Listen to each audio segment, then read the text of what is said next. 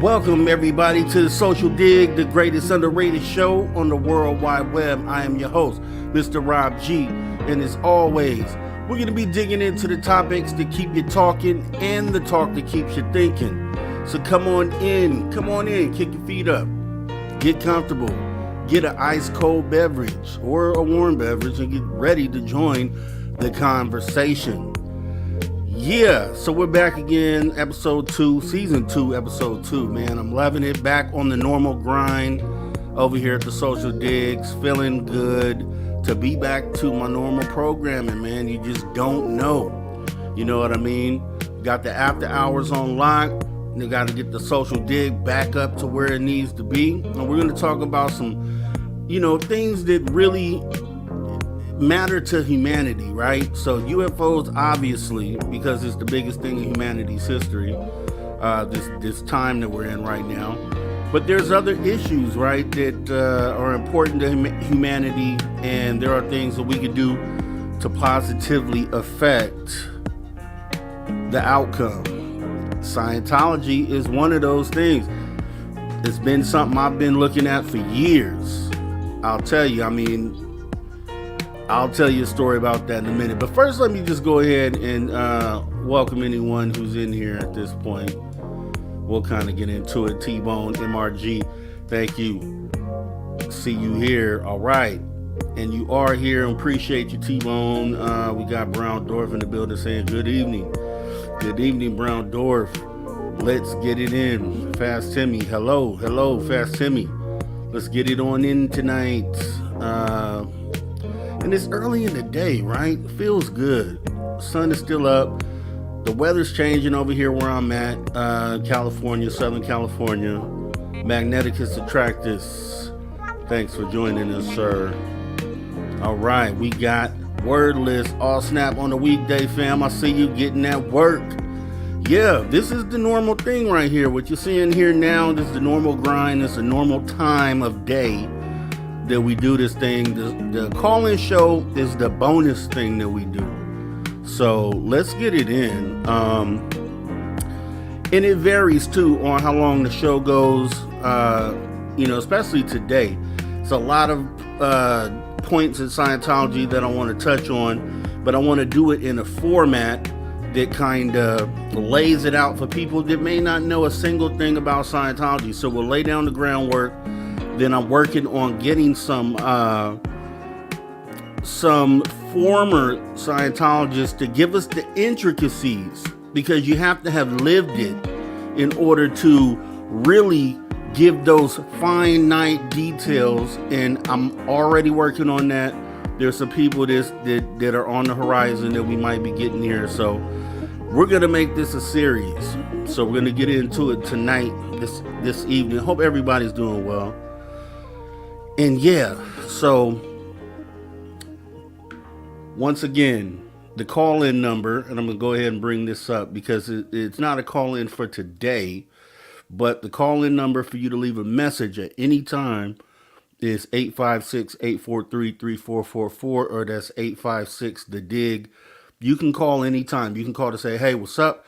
You can send a text message. You got something, you took a picture of UFO, or you saw something, you can go ahead, take the picture, send it right on over.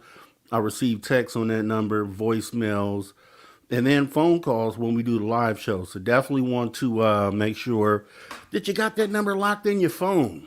Let's do that. Let's get it locked in the phone. That way when you're ready to use it, it's already right there. Okay, so with that being said, it looks like we got a Maggie M10 sighting. Maggie M10, hey, Mr. Rob and all, hey. All right. Okay, so yeah, we're going to kind of ease into this because I got a pretty good, this is pretty long presentation. This episode pretty much is, we're going to cover the beginning of Scientology, right? The cult of Scientology, let's say. Let's not even give it any props, right? The cult of Scientology. So it's going to be Elron Hubbard, the founder of this cult. We got the Sea organization. A lot of things that came, just the groundwork, the basics that set up Scientology. And then we're going to get in on episode 2 into the new era. And I'll explain everything in a minute here. But first of all, let's go ahead and jump in. We're going to do a little disclosure news because we still get our UFO thing in here. So let's go ahead and jump into that as we get this thing going here.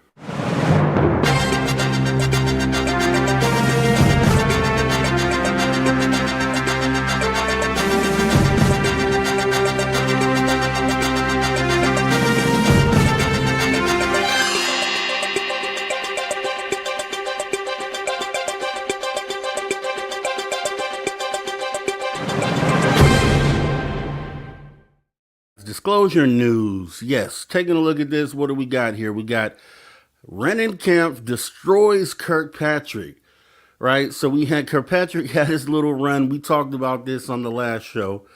Kind of ranted on it too because Kirk Patrick has the audacity to say some of the things that he's saying, right? At this point, especially when we know better and we have evidence on the contrary to what it is that he's saying. So let's let that go. But Randon kind of went in and put out an opinion piece through the Hill and kind of made some good points. And I kind of wanted to just go over that because it's worth it. Merrick von Rennenkamp always has a great opinion and a great outlook on how this thing is. Most of the stories that come through when David Grush came out and had the whistleblower conversation with News Nation, did a great article there. When the Klippenstein guy came out and tried to defame Grush, Merrick von Rennenkamp came out and kind of defended the situation. So once again, he's right here, right on the heels of Kirk Patrick's media run. Let's just call it a media run. And I'm going to get into some of the stuff that he said. So we got the no Kirk Patrick sign up here, and we probably need to mean that and kind of spread that around because no more Kirk Patrick. We don't have to worry about this dude. And really with the his media run over, hopefully he just kind of dies out into the fog and never to be heard from again on this subject until he's called in front of Congress or something where he has to swear or speak under oath because, yeah, that's the only time I want to hear from this dude ever again on this subject. Unless he comes to his senses, right, and says, yeah, you know what, I wasn't telling the truth. We did see UFOs. We know they're there. So, but that'll never happen. We know that, right? So with that being said, let me go ahead and jump into the first article here, which is from Merrick von Rennenkamp, is what has happened to the Pentagon's former UFO hunter. Let's go ahead and get into it. So, starts off as an intelligence officer, I would expect all of you to expect me to lie to you. So the former director of the Pentagon's UFO Analysis Office quipped to an audience in 2022. Since his retirement in December, Sean Kirkpatrick has been on a media tour, unusual for former intelligence officials. Kirkpatrick now indirectly accuses top members of Congress of holding a, quote, religious belief in UFOs that, quote, transcends critical thinking and rational thought.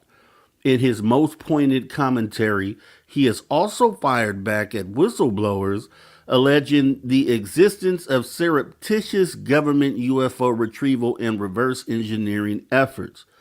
According to Kirkpatrick, quote, none of the UFO whistleblowers have any firsthand evidence or knowledge.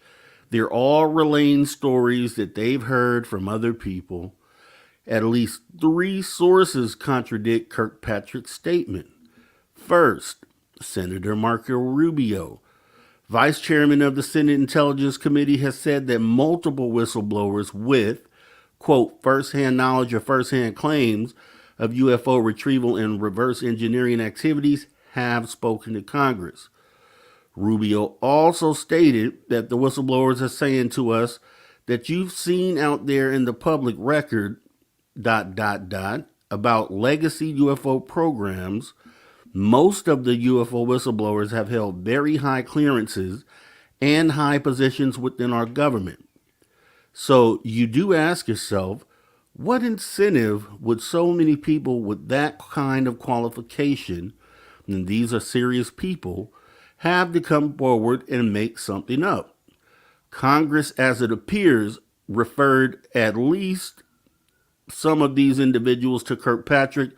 According to Representative Mike Gallagher, who sits on the House Intelligence Committee and chairs a key China-focused committee, new protections enacted by Congress resulted in, quote, all sorts of UFO whistleblowers coming out of the woodwork.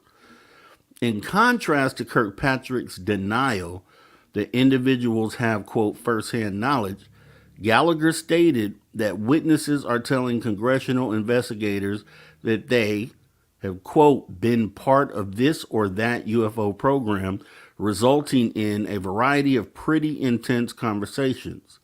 Without naming him directly, Kirkpatrick saved his sharpest criticisms for UFO whistleblower David Grush. Grush, in further contradiction of Kirkpatrick's claim that no whistleblowers have firsthand knowledge of illicit UFO retrieval and reverse engineering activities, had testified under oath that he, quote, had the people with the firsthand knowledge provide a protected disclosure to the intelligence community inspector general. Grush's statement, along with this claim of interviewing over 40 people over 4 years in an investigation of alleged UFO retrieval and reverse engineering efforts, could easily be disproven if false. Had Grush lied to Congress, he would almost surely be facing legal penalties. Grush's inquiry, it seems, was far more thorough than Kirkpatrick's. As Kirkpatrick described in his own words, the extent of his investigation of whistleblower claims amounted to asking the government's secret keepers if a certain illegal program existed. Kirkpatrick's approach, as astute observers have noted, is roughly akin to asking a mob boss if he is engaging in illegal activity and subsequently being satisfied with what they know. But the honor system is never a viable method of investigating allegations of illegality. Moreover, Kirkpatrick claims that a, quote, small group of interconnected believers has hoodwinked Congress and the media into believing remarkable fantasies. Kirkpatrick's account is disputed by a credible source. In July, Senate Majority Leader Chuck Schumer announced extraordinary bipartisan legislation alleging that surreptitious government legacy programs are attempting to reverse engineer exotic UFOs of, quote, non-human origin. In stark contrast to Kirkpatrick's claim that a, quote, small group is driving recent UFO-related developments, Schumer stated that a vast web of UFO whistleblowers and witnesses informed the eyebrow-raising legislation. Moreover, in remarkable comments on the Senate floor, Schumer cited, quote, multiple credible sources to allege that elements of the U.S. government have illegally withheld UFO-related information from Congress. Far from holding an irrational, quote, religious belief in UFOs, as Kirkpatrick seems to suggest, key members of Congress are dead set on forcing government transparency on a decades-long mystery. They should be commended and encouraged, not mocked as, quote, true believers. At the same time, Christopher Mellon, the Department of Defense's former top civilian intelligence official, and Luis Elizondo, the former head of a previous government UFO analysis effort, have both strongly rebuked Kirkpatrick's comments on whistleblowers. Kirkpatrick also appears to be muddying the waters on some of the most widely publicized UFO incidents. For example, in 2004, 4 naval aviators observed a tic-tac-shaped object which was tracked on 2 independent radar systems, execute seemingly physics-defying maneuvers. To this day, the perplexing incident remains officially unresolved. Now, Kirkpatrick appears to be injecting confusion about this well-known incident. According to Kirkpatrick, there's this company in Florida. They make these backyard lighting balloons. Some of them are Tic Tac shaped. When we talk to the company, they're like, yeah, we lose them. And we sometimes find them again, but generally not. After calling the company, I found Kirkpatrick's statement to be implausible. The prospect of such high-end commercial lighting products becoming untethered and simply floating away is remote, if not unheard of. Matt Ford, an Emmy-winning lighting designer who hosts the Good Trouble show, agreed, telling me, quote, as someone who has used these products for years, they never get away. At the same time, U.S. naval aviators have observed strange semi-translucent spherical objects with cube-like structures inside of them since at least 2014, when two Navy fighter jets nearly collided with such a craft. As Kirkpatrick puts it, there's a large number of people, pilots, who have said, hey, I saw this giant sphere. It had a cube in it. But according to Kirkpatrick, quote, the next generation of drones that are being built are spherical. He is suggesting that such objects account for the military's frequent cube in a sphere sightings. As evidence, Kirkpatrick points to a 2022 paper, but even the most die-hard, unshakable UFO skeptic will have trouble believing that the technology cited by Kirkpatrick, let alone spherical objects seemingly capable of remaining stationary against hurricane-force winds, could account for any UFO sightings a decade ago. It is equally implausible, for example, that this would account for a cube in a sphere drone hovering in the vicinity of a particularly sensitive military site in 1960. For someone who hammers relentlessly on the importance of evidence, Kirkpatrick provides none that could plausibly explain the most perplexing recent UFO incidents. Thus, a key question emerges. Why would a former Pentagon official continue a long tradition of obfuscation and distortion about the enduring mystery of UFOs? Boom. That is your guy right there, Merrick von Rennenkamp, coming with the heat, right?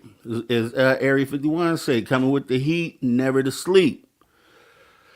And he's right. He's right about pretty much everything he said there. He kind of discounted each point that Kirkpatrick tried to make with fact. He went back into historical records, things that other people have said, reports that have come out and contradicted basically everything he said. And that's what we have to have that. But that's why it's good to have both sides of the conversation, right? Because skeptics and non-skeptics.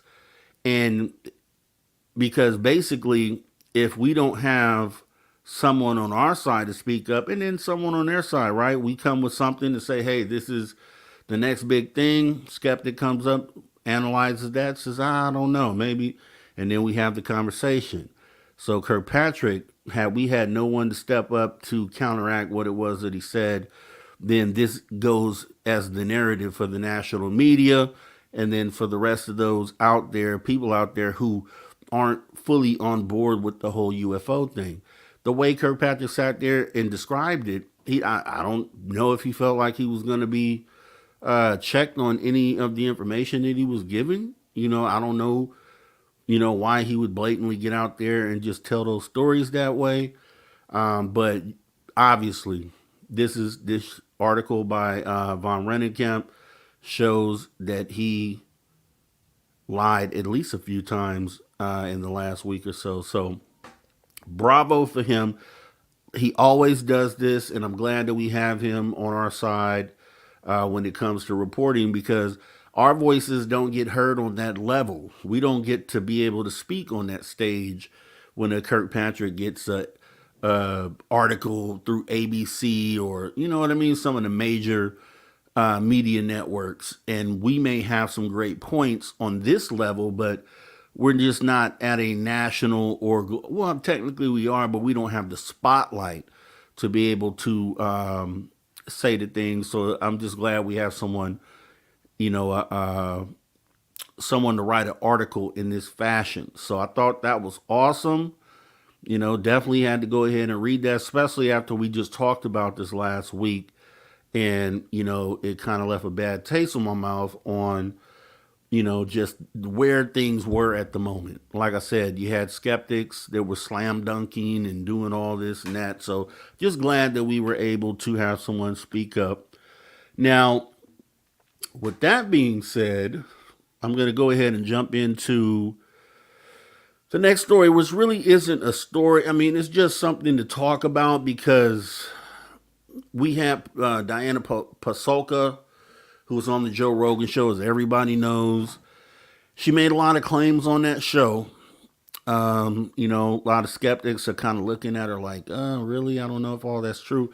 And hey, we can't really say, what's true or what isn't in what she said because there was no evidence provided, right? And if you're going to be middle of the road, you at least want to listen and kind of sift through it, vet it, and have things checked. But one of the big problems that came up, and truthfully, I don't know if it's necessarily a problem, but I'll tell you what, the skeptics looked at it like it was a problem because Diana Pasulka on Joe Rogan made a statement that she was taken out to a location in New Mexico by a guy that she was calling Tyler D, a person that she had written about in her book. She had been taken out to a location. Before she was taken out there, she said she asked Gary Nolan to go with her because she didn't want to go by herself. So they get out, they get blindfolded first, they get taken out to this location, and they say this person, which their pseudonym or code name is Tyler D, and they allowed her and him to go ahead and search what was supposedly a UFO crash location. Obviously, the debris had been picked up, but they were looking for any remnants or anything that they could have found. So they actually ended up allowing them to dig beneath the soil.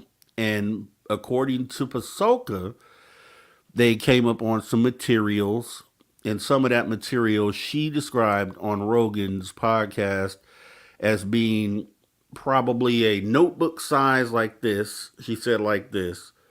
Notebook size of material that she said she retrieved more than one of those, and then it had like a frog skin like texture to it. And then she said that when you bent it up, it would break, it would form right back into shape. So a lot of people listened to this podcast. They were shocked by a lot of the information that she said. Gary Nolan gets asked about this by, I think, Joe Mergia and a couple other people on Twitter.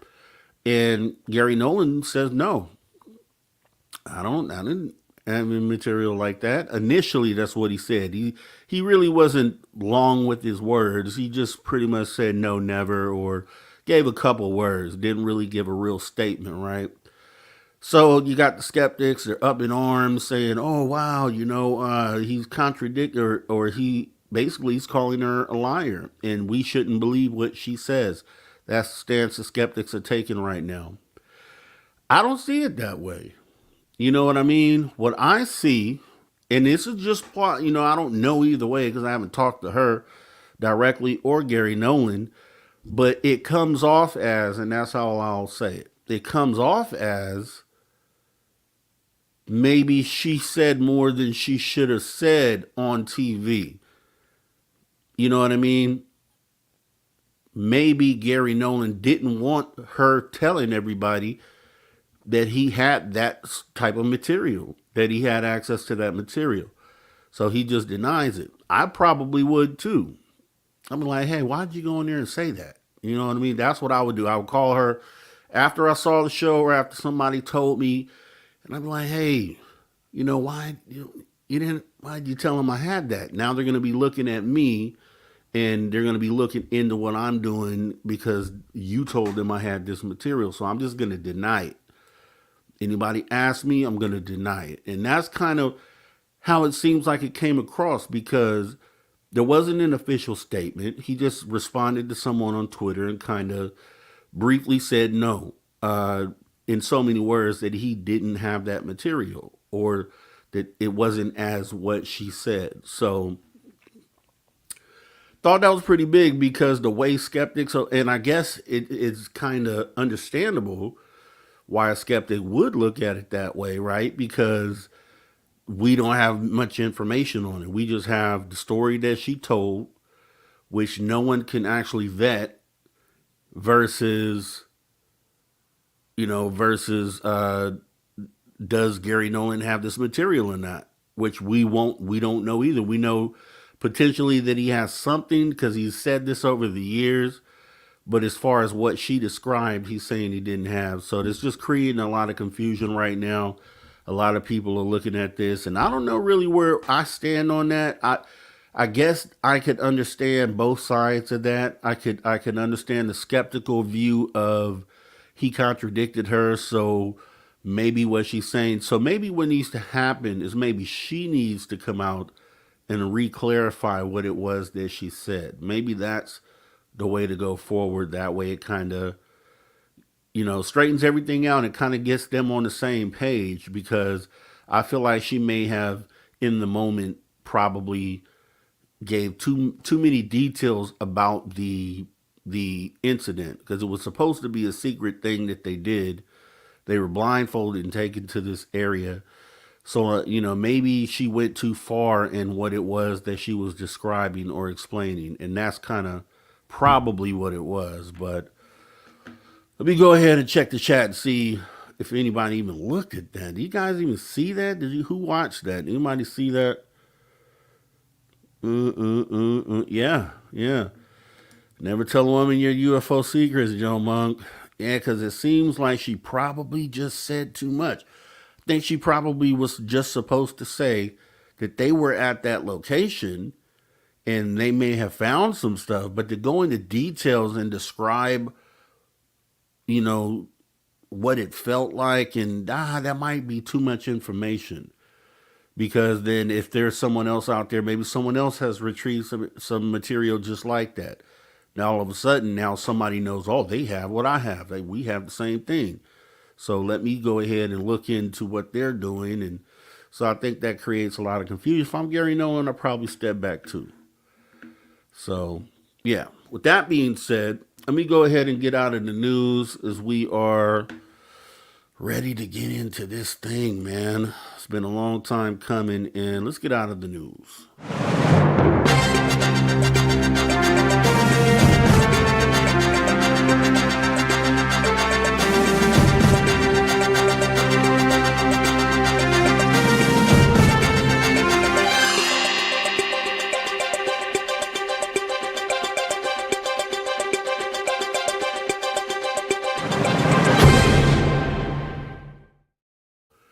All right. So, part one, the cult of Scientology. We're going to kind of get into the where it started, kind of how it came together, leading up to, because to me, I've been watching this subject for 10 years or more. The incident with my brother happened probably at this point, maybe 8 years ago.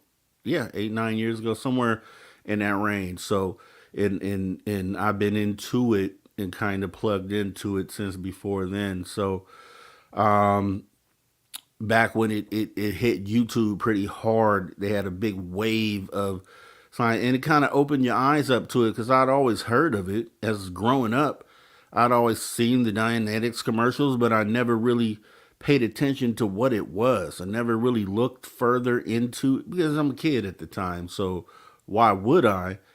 But then over time, I even recall the South Park episode where they depicted Xenu in South Park.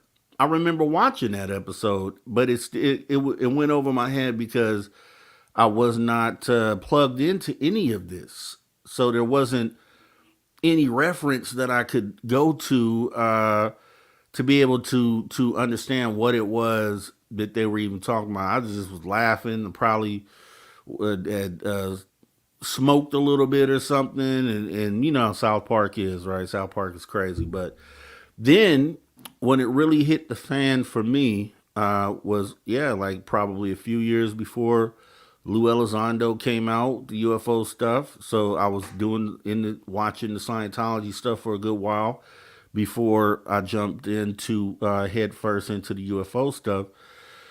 And just the things that I came across, and it was just shocking. The more that I looked into it, the more that I uncovered, it was just mind blowing stuff. I couldn't believe that it was in current present day that these type of things were actually going on. It just every element of the story kind of blew me away and had me feeling like this in present day, like this is happening in present day. And it was just something that intrigued me. And I've always been into the subject, and I've always wanted to speak on it. And the Social Dig is a place where we cover subjects that affect humanity positively. And I think any sort of cult, if you can identify a cult, that it would behoove you to try to be the person to, if you have that insight, to be able to try to help with this movement, which I will. And I have plans to do other things in relation to this. As you already know, back when I was supposed to originally do this show, I had went out to the Scientology Center in Los Angeles, to the Big Blue building, and also to the Celebrity Center out there. Soon as I got out there, the moment I got out there, they had security on me. But the thing with that is that there were no other people out there, right? As far as non-Scientologists in the area. Literally went around the entire block a few times. No other people out there except for Scientologists. So recently, there's been an auditing movement going on out there. They have a group called Squirrel Patrol, I want to say, and they've been out there auditing these Scientology centers in LA frequently, right? And then there are some bigger Scientologists, former Scientologists in the YouTube world that have kind of connected with that group. And so I'm actually, when I go back out there, I'm going out there with the group that's auditing. Well, I'm going to just go out there and introduce myself. But then one of the bigger former Scientologists is what I'm trying to get on here to kind of talk about the intricacies. So this will be something that'll have many, many, many episodes. We're going to get into the bare bones of it today and then next week.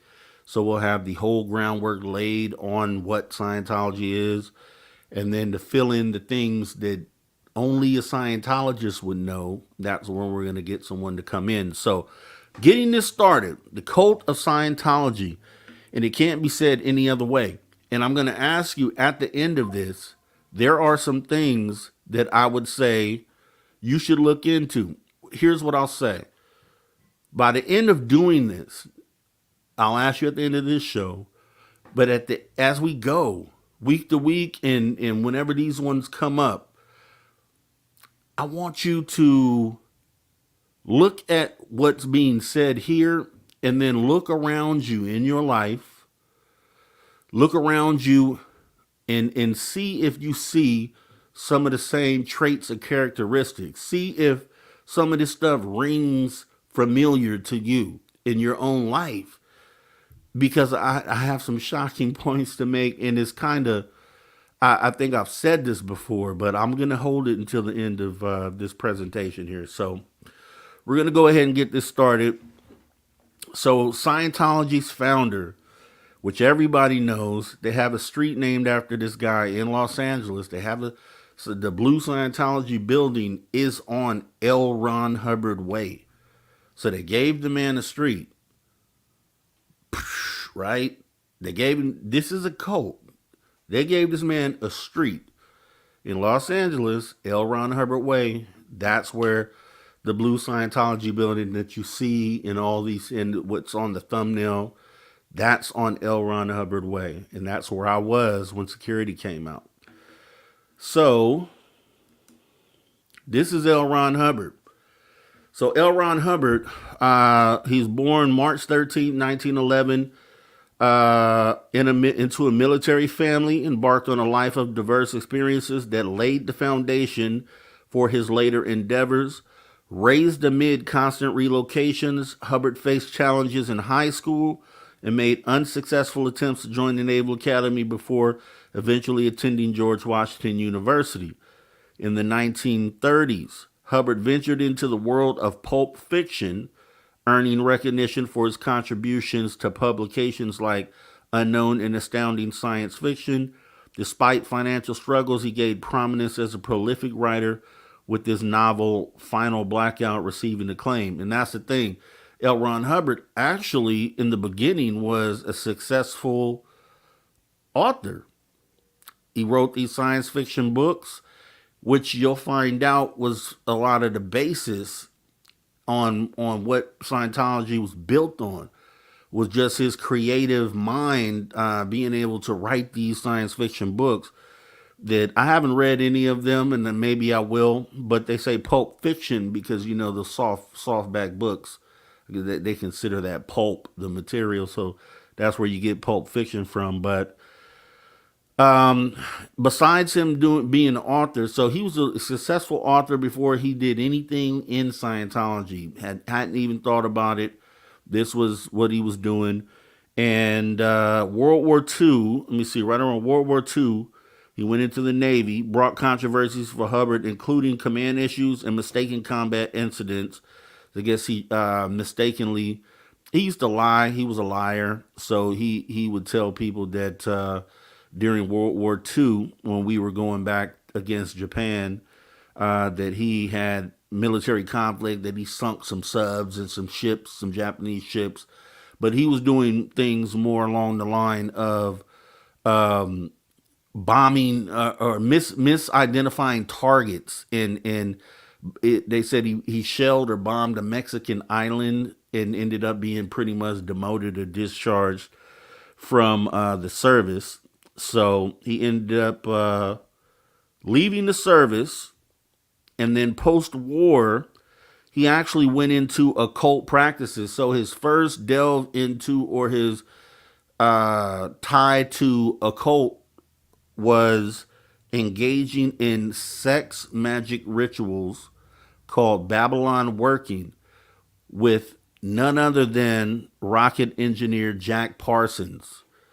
And you should know the name Jack Parsons. I'm sure most of you know Jack Parsons. If you know Jack Parsons, please put what he founded in the chat here. If you know, please let me know if you know Jack Parsons before we move further. What did Jack Parsons, what was he tied into, if you know?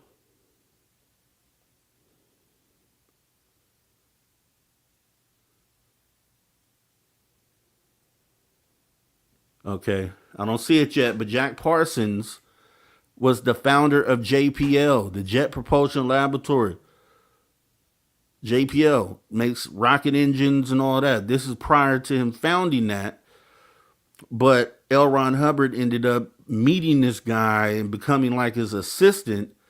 And when he did this is like in the late 40s, Jack Parsons was into this weird occult type of weird stuff, right? He was like a fan of Aleister Crowley, who was into some weird stuff over in England. And they were doing like weird stuff, okay, at this location down in Los Angeles. I can't really say exactly what they were doing, but it was definitely not cool. But the ritual was called Babylon working, and if you look more into that, then you'll understand why I'm saying that. But so that was kind of like the first getting into the occult, his first like delve into it. So you got the science fiction, which he's done from pretty much 1930 all the way up until this point, in 1948. He's still writing as an author, but then he gets introduced to the occult. So he has the ingredients as far as the topics and things he's writing about for Scientology. Then he gets introduced to the occult. So these two things are kind of intermingling, intertwining. And then literally, it states here that, yeah, okay, so at this point, he actually moved to Savannah, Georgia after working with Jack Parsons, because he actually had an affair with Jack Parsons' wife, which is, her name is Sarah something here. I can't get her last name, but this lady, this lady that Jack Parsons was with, it was really weird because it was at the time of free love, and they technically weren't together, but they were. But Jack Parsons was involved in this weird sexual stuff, so his girl kind of, him and or her and Elron Hubbard kind of got together and they actually left. Right, they moved to the East Coast. At that point, that's when he opened a psychiatric clinic and began laying the groundwork for what would become Dianetics. So that was about 48. He was with Jack Parsons. So now we're moving into 50, which is when he actually ended up releasing Dianetics, which wasn't the Dianetics that is currently out. Actually, it was a different version. It wasn't more, because Scientology wasn't a thing at this point. But the whole idea of being able to exercise, these thetans, or which he wasn't even calling them that yet, though. But the same idea of going through this therapy where he would make suggestions to you or ask you to, he'd have therapy sessions where he'd have people lay down in front of a crowd and give them like these sessions, and people would pay for them based off his book, but it was not Scientology based at the time. And you'll kind of find out what happened to that and how the real Dianetics came into play. But one session that he had, and this is prior to Scientology when he was doing the regular Dianetic stuff, he had a therapy session in Los Angeles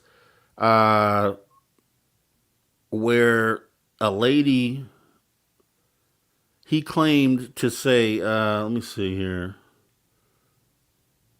Yeah, okay, yes. Challenges arose, including public scrutiny after a Dianetic therapy session failed in Los Angeles. Personal trouble surfaced with an affair, and then Sarah seeking psychiatric advice in a dramatic episode where Hubbard suspected a plot to institutionalize him. So he ended up going ahead and kidnapping their daughter. He had a guy named Don Purcell who actually was a backer for the book he put out, Dianetics, in 1950. It was going crazy across the country. They had a lot of different therapy sessions set up. He was charging like $500 a person. They were making a lot of money, but then it kind of died out. So his investor did not get the full return. His investor, Don Purcell, did not get the full return on that investment. And so what ended up happening is he took him to court for that, because the investor had to end up filing bankruptcy. And so what he ended up getting out of that deal was the rights to Dianetics, which was the original Dianetics. So what Elron Hubbard did is he went ahead and kind of I think by 1953, so 3 years later, he kind of restructured what Dianetics was and kind of threw the element of Scientology into it. So he took that plus a book that he had in 1951, which was, I don't know if I have the name of that book here, but it was something along the lines of science. I don't have the title of that one here, but it was a science related book. And he took that book and he took what he had with Dianetics and then formed the religion of Scientology in 1953. So the Church of Scientology, he said, he structured differently from he shifted the focus to Scientology, introducing the E-meter, which we'll talk about in a minute, and then marrying this new lady, Mary Whip, And then he structured the new Dianetics a little differently for the Church of Scientology, which was incorporated in December of 1953. Okay, and then this is the point where he had shifted everything or transformed this idea into kind of like a religion or like a religious framework. He was quoted as saying this, and his former wife has mentioned that he said this, and then he also made this statement about, forward thinking, essentially, about where he wanted this to go. So his quote was, "If a man really wants to make $1 million, the best way would be to start his own religion." Hubbard's journey from a diverse array of experience ultimately led to the establishment of Scientology, marking a new chapter in the exploration of spiritual and self-improvement ideologies. The connection with Jack Parsons and the intertwining of Hubbard's life with occult practices added a layer of complexity to his narrative, highlighting the tapestry of his journey. So at this point, he's taking his experiences from science fiction. He's taking this weird occult stuff he went through. He's taken some of the experiences with the wife, and he's kind of rolled this all into what would be known in 1953 as Scientology. So he had this machine called an E-meter. I'm sure everybody's seen this thing here, this little machine with cans on it. And let me go ahead and get that up here. So this is an E-meter. I'm sure everybody's familiar with this. So this is the electropsychometer, commonly known as the E-meter. Stands as a distinctive and controversial device within the Church of Scientology, developed by Elron Hubbard. The E-meter plays a crucial role in the practice of auditing, a central component of Scientology spiritual counseling. Now, at its core, this machine, the E-meter, is an electronic instrument designed to measure the electrical resistance of the skin. It consists of two metal cans held by the individual undergoing auditing and connected to the meter itself. The Church of Scientology asserts that the E-meter functions as a tool to identify areas of spiritual distress or past trauma, guiding the auditor in addressing these issues. The E-meter is employed during auditing sessions where individuals referred to as pre-clears engage in conversations with trained auditors. These sessions aim to uncover and address engrams, E-N-G-R-A-M-S, engrams, negative imprints of past experiences in order to achieve a state of spiritual clarity and progression. So you would hold these things, they would send a charge through the machine, through these cans, or what they call them, the things they're holding in the hands there, and then it would read the resistance, the electrical resistance of your body, and according to where this needle moved, the needle that you see there, depending on how it moved, when they ask you a specific question, so they would ask you things like, what is there anything that's bothering you, or is there anything that you feel bad about, or just questions like that. What they're trying to do is they're trying to find the things that trouble you, that are locked into your mind. They're trying to find things that are locked in your spirit, and depending on how the needle moves when they ask a particular question, that's how they're supposed to be able to read that needle and say, okay, what were you thinking about right there? And then so the person holding the cans is like, oh, well, I was thinking about this. It was like, okay, think about that again. And then the needle is supposed to move in the same fact. So the auditor is supposed to be trained in being able to read how this needle moves, and that way is able to like pinpoint the, a thought that person is having that might be something that they need to look further into. And the whole idea is that when they pinpoint those things, is that they should be able to help the person kind of release that thing. And then once they've done so many sessions of auditing, which you'll see later on in this presentation, that they become totally what they call clear, or like free of these, things that are kind of holding on in their mind. And it'll go into it more in just a moment. So the next thing we get into, because this is more of the machine itself, but the actual process of what they're doing, which is auditing, is this here. And so the whole purpose of auditing, like I just kind of explained, but this will explain it better. Scientology, which is founded by Elron Hubbard, centers on its core practice around auditing, also known as processing. This fundamental aspect of Scientology aims to enhance an individual's abilities to alleviate neurosis.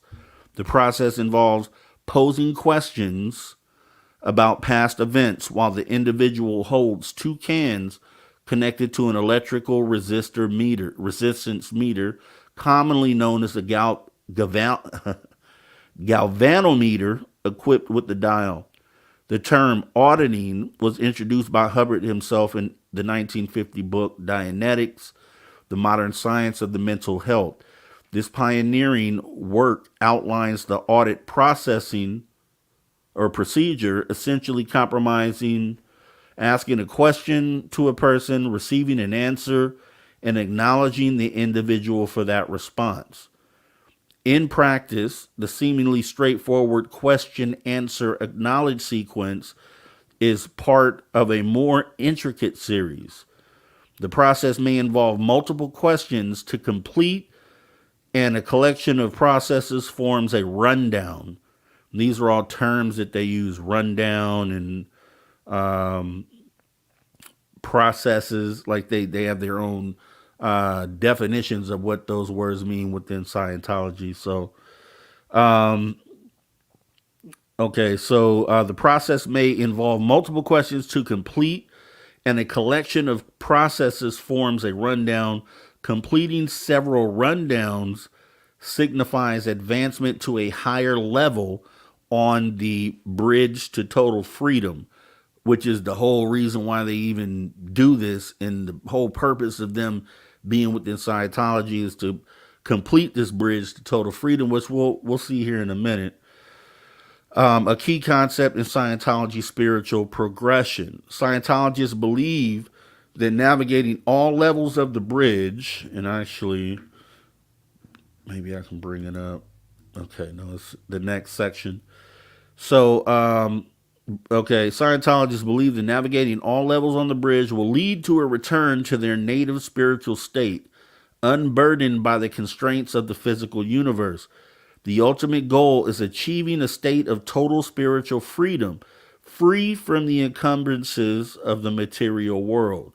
As auditing plays a central role in the transformative journey within Scientology, practitioners invest time, effort, and resources to progress through the levels, each designed to address specific aspects of spiritual development.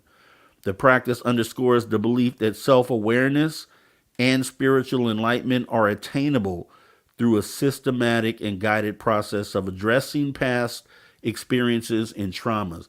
But there's a problem with that whole setup, and it'll kind of get into what it seems like this should be a good process and something that it should be okay to go through, because past stresses and things like that, you want to definitely, it's like therapy, right? It's like therapy, or kind of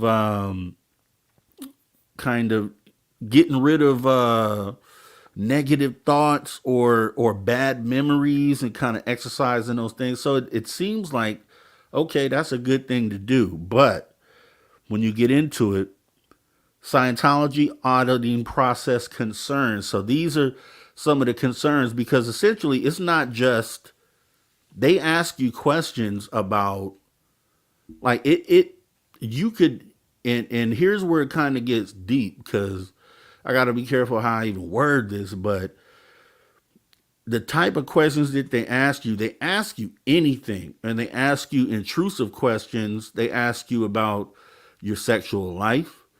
They ask you about things you're embarrassed of. They ask you about like some of your deepest, whatever's in there. Like in these sessions, you really can't hold back. You're not supposed to hold back. You're supposed to really let it all out.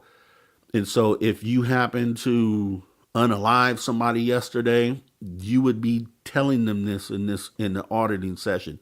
Because when you're thinking about that, that needle makes a move. And so they see that you're thinking about that. That's the whole concept. So they're going to say, okay, no, it's not that. You're thinking of something because the needle's moving. And what is that thing you're thinking of? And then so you tell them, oh, I unalived somebody last week in XYZ. And they're like, okay. Just with the calm voice, okay. And, how did you feel about that? And they continue to go on. So you have in these situations a lot of people confessing their deepest and darkest secrets in these auditing sessions. And it's because this is what you have to do to complete the bridge, to get to, to progress to the higher OT levels, which is what we'll talk about in a minute. But there's a trick behind that, because auditing sessions are permanently recorded. So they actually have a camera. Every time you do these audits, they have a camera recording the person holding the cans, and they have a camera pointing at this meter, right? So that way it's on file, recorded. So everything that you say, even if you unalived someone, whatever it is that you've revealed in this audit is recorded on tape and put in their files.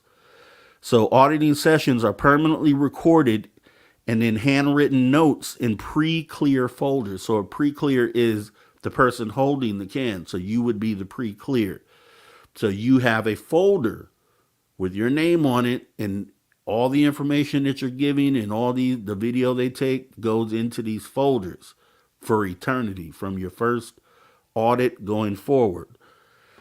So pre-clear folders are meant to be private and confidential, just like any therapist records or doctor records. Like HIPAA laws protect release of medical information. It's supposed to be the same sort of thing, but Bruce Hines, in an interview with Hoda Kott, expressed concerns about Scientology collecting personal and private information through auditing. See, he suggests that this information gathering could potentially make the adherents or the participants susceptible to blackmail, which you'll find out is a real thing if they consider leaving the cult. So you have a folder and you've told all your secrets, and you have to tell everything, because the meter, for them, the meter shouldn't show that you have anything else that you're thinking of that they don't know about. And then that's how you end up being able to kind of graduate up the ladder. You can't get there until you sit there and these sessions last, they say, minimum 2.5 hour sessions, where they are just beating you up with questions because they're telling you, oh no, the needle keeps moving, and you swear you told them everything. And they say sometimes you get to a point to where you just end up making things up because you've already told them everything, but they're insisting that you still have more to tell. So let's go. So all your information, all your secrets, you're divulging to this person who, is sitting there and could be, you're telling it gets pretty dark, and I can't really go as dark as it gets, but I think you get the drift. Just think of all your secrets. So misuse of information, which is really, what you would hope wouldn't happen, especially if you are divulging information to someone, some of your deepest, darkest secrets, you would hope it will stay private. and that it wouldn't be used in any case. But various sources assert that the information obtained in these pre-clear folders have been used for intimidation and harassment. So this raises ethical questions about the purpose and handling of sensitive information gathered during auditing sessions. The potential misuse of personal details has been cited as a form of control and leverage against those considering leaving Scientology. Now, instances of information being weaponized for intimidation have been reported, adding to concerns about the confidentiality and ethics implications of Scientology's auditing process.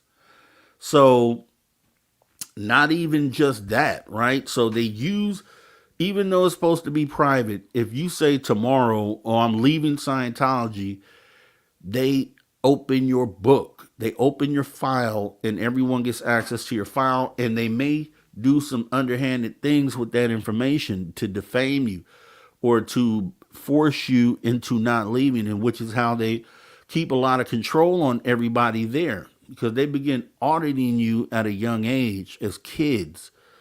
So,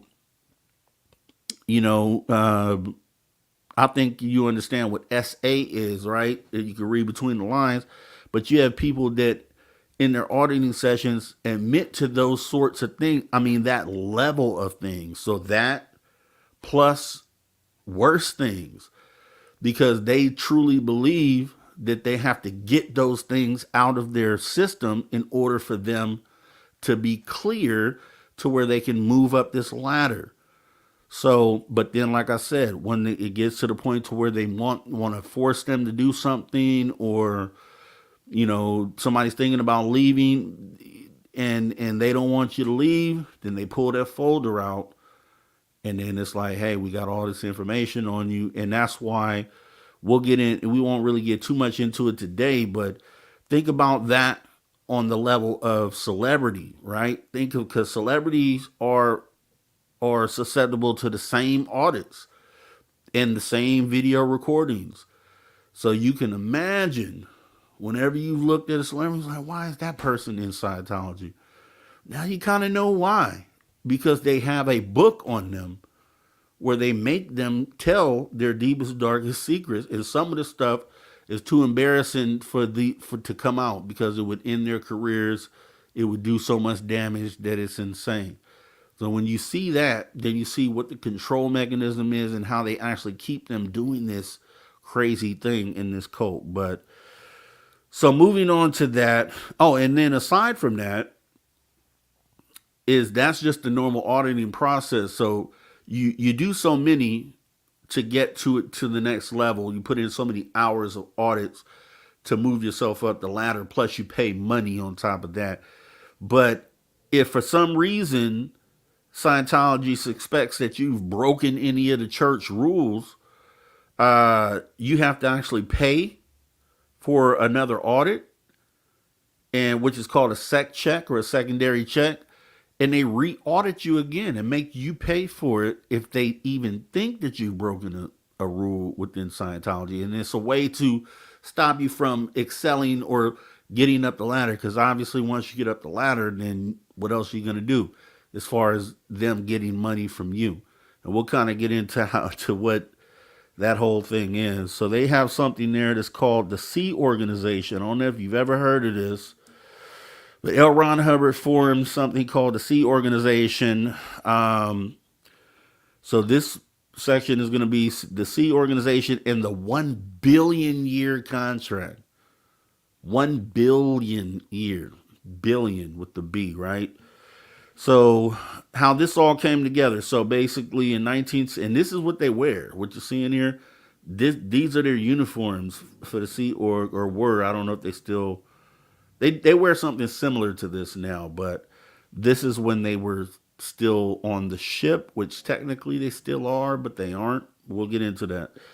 So in 1967, Elron Hubbard, the visionary founder of Scientology, established a unique and elite group known as the Sea Organization, or the Sea Org, comprised of the most dedicated members of the church. The Sea Org lived communally and held senior positions within the church. Initially based on 3 ocean-going ships, which I think I have a picture of one of them here. So one of the 3 ocean-bound ships, the Sea Org eventually moved its operations to the Flag Land Base in Clearwater, Florida in 1975. And that's kind of what Derek Galloway was talking about, with Scientology being so big out there. They pretty much have, if you look up a town called Clearwater, Florida, they've been there since 1975, and they almost pretty much own the town. And they actually tried to own the town, which got them into a little bit of trouble, which we'll get into in a minute. But a distinctive feature of Scientology is the commitment some members choose to make through the signing of a 1 billion year contract. This symbolic agreement represents a profound dedication to the principles and practices of Scientology, transcending the literal interpretation of a billion years to symbolize the timeless nature of the soul and the eternal journey towards self-improvement. The concept of the billion-year contract originated from Hubbard's vision for individuals to commit their existence to the betterment of humanity and the pursuit of spiritual enlightenment. Despite the metaphorical billion-year time frame, signatories perceive this commitment as an everlasting dedication to the spiritual journey. The voluntary act of signing the billion-year contract is a choice made by individuals deeply connected to Scientology's principles. It signifies a willingness to engage in lifelong service to the religion's goals and ideas, reflecting a desire to contribute to the spiritual well-being of themselves and others. Those who sign the billion-year contract often become members of the Sea organization. This religious order is dedicated to delivering Scientology services and upholding the ethical and moral standards of the religion. Sea Org members demonstrate unwavering dedication, working tirelessly to ensure the widespread dissemination of Scientology teachings. Now, that right there already sounds like when I was a kid, when I was younger, I used to try, adults used to try to recruit kids into different religions. And so, I was a person, I went to church with my grandmother, Church of Christ. I've been to Baptist church with other people. I've just moved around. I never really stuck to one thing. I just tried it out, right? Because I'm young and I'm just living life and I'm trying things out. But there were some of those places that I went that sound like, some of this stuff here. So, and I won't say any names because I don't want to offend anyone, but I've tried some things, and some of these things have some of the characteristics of the things that we're talking about right now. Then you can put those things together yourself. But let me see, where are we at here? Okay, so by signing the billion-year contract, individuals commit to a life devoted to continuous personal and spiritual development. Rigorous study, training, and auditing become integral components of their journey towards spiritual enlightenment. This commitment demands a readiness to confront challenges, overcome obstacles, and continually strive for higher levels of awareness and understanding. Members who commit to the billion-year contract often assume various roles within Scientology community, whether in administrative positions, facilitating spiritual counseling as auditors, or contributing to the operational aspect of Scientology organizations. They embody a service-oriented approach. This reflects profound sense of responsibility towards the broader spiritual community and the well-being of humanity. So while the billion-year contract is central to Scientology's organizational structure, it has faced criticism. Some argue that the commitment may be perceived as a form of undue influence, as individuals commit to be extended to an extended period without fully comprehending the demands and the responsibilities involved. Concerns have also been raised about potential challenges if individuals choose to leave the Sea organization before completing their contract. The contract remains a symbol of a deep commitment, but its implications continue to be a subject of debate and scrutiny. So, with that being said, that's the Sea organization. So, only the most loyal get to go there. If you are really locked into what it is they're selling you, then you get picked to be within the Sea organization. And they don't do the conditions for those people aren't the great. You would think if they're like, if the most dedicated are able to sign up for that, and you would think that it's probably a decent experience, but that's when we get down to hearing from like the ex Scientologists who will tell you exactly how those experiences were, and they weren't great at all. You know what I mean? So we're going to get into what the bridge to total freedom is. This is kind of what it's all about. This is kind of why they even do this. It's the bridge to total freedom.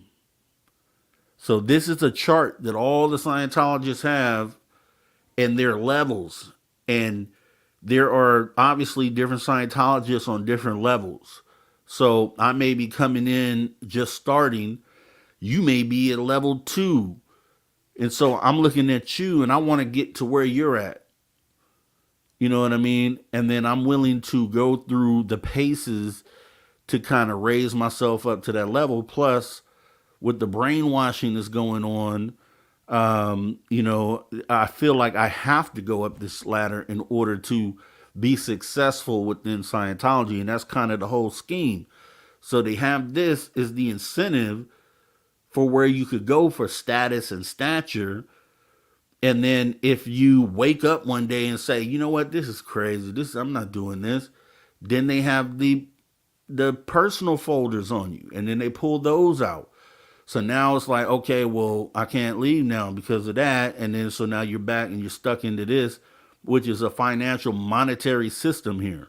So getting into it, the Scientology's costly path to enlightenment. And that's one thing we say here, right? There should be no paywalls for enlightenment, period. But this is Scientology's costly path to enlightenment. High financial demand drives members to start businesses or commit to lengthy service. So to even afford this stuff, a lot of people can't afford it because most people to get in aren't rich.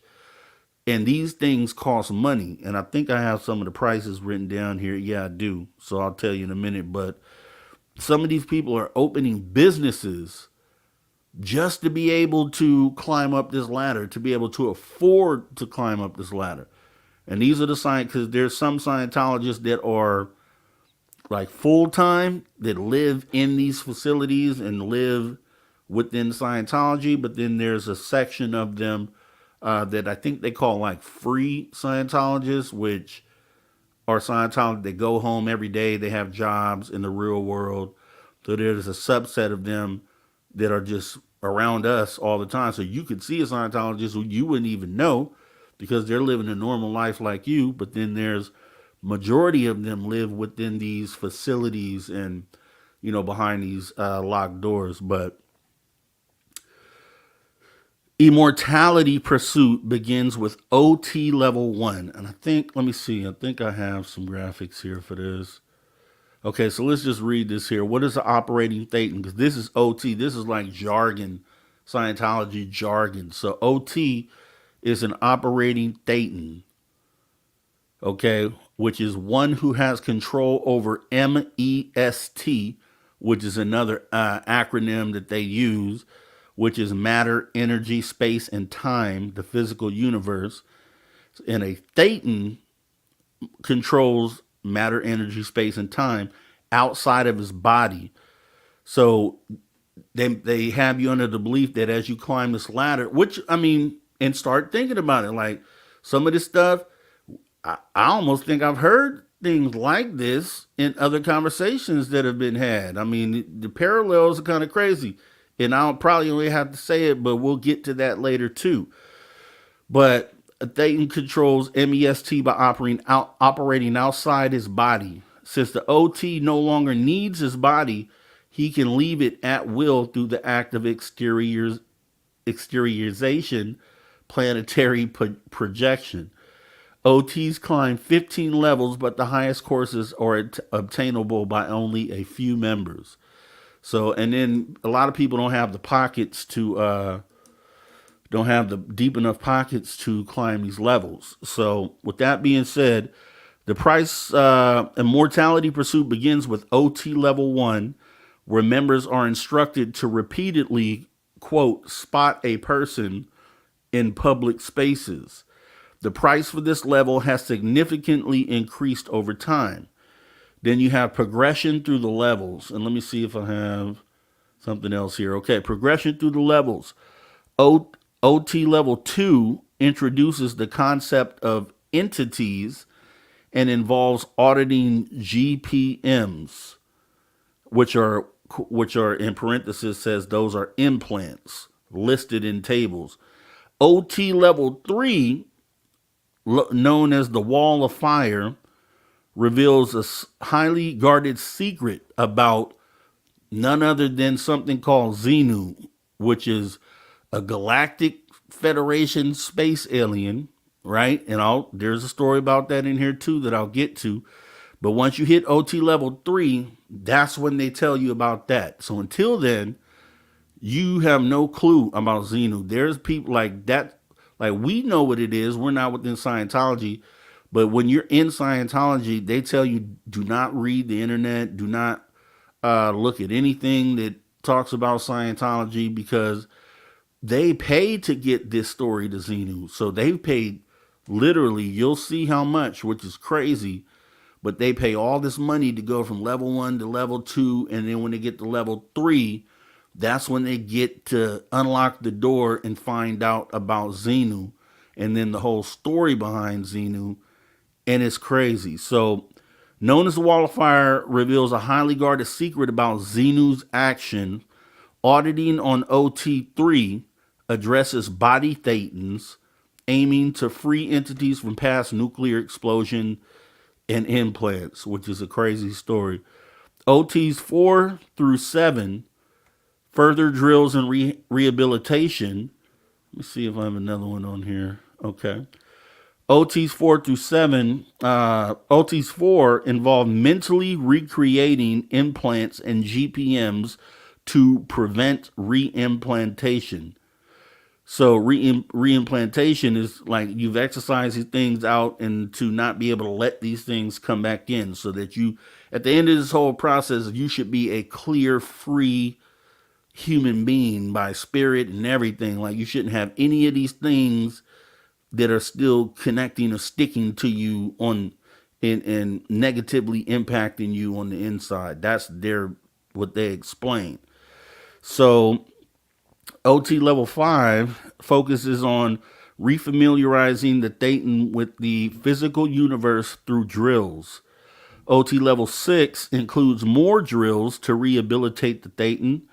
OT level 7 centers on rehabilitating the intention of the Thetan, involving psychic practices. And then the mystery, because technically the highest you can go is OT level 8, but apparently there's higher levels that no one has gotten to. But with OT level 8, the content of OT level 8 remains unknown to outsiders, promising complete control over the physical universe. And the reason why is because OT level 8, you can't go to any classroom, or you can't go to any physical place to take to go through the process to learn what OT8 is. You have to go on one of the ships that you saw, and the courses are only held on the ship. That's the reason why no one outside of Scientology knows what OT level 8 is. But just so you know, just like it says here, operating Thetan OT levels cost. So according to someone on Reddit, because obviously this is a top secret organization, they don't really let this information out.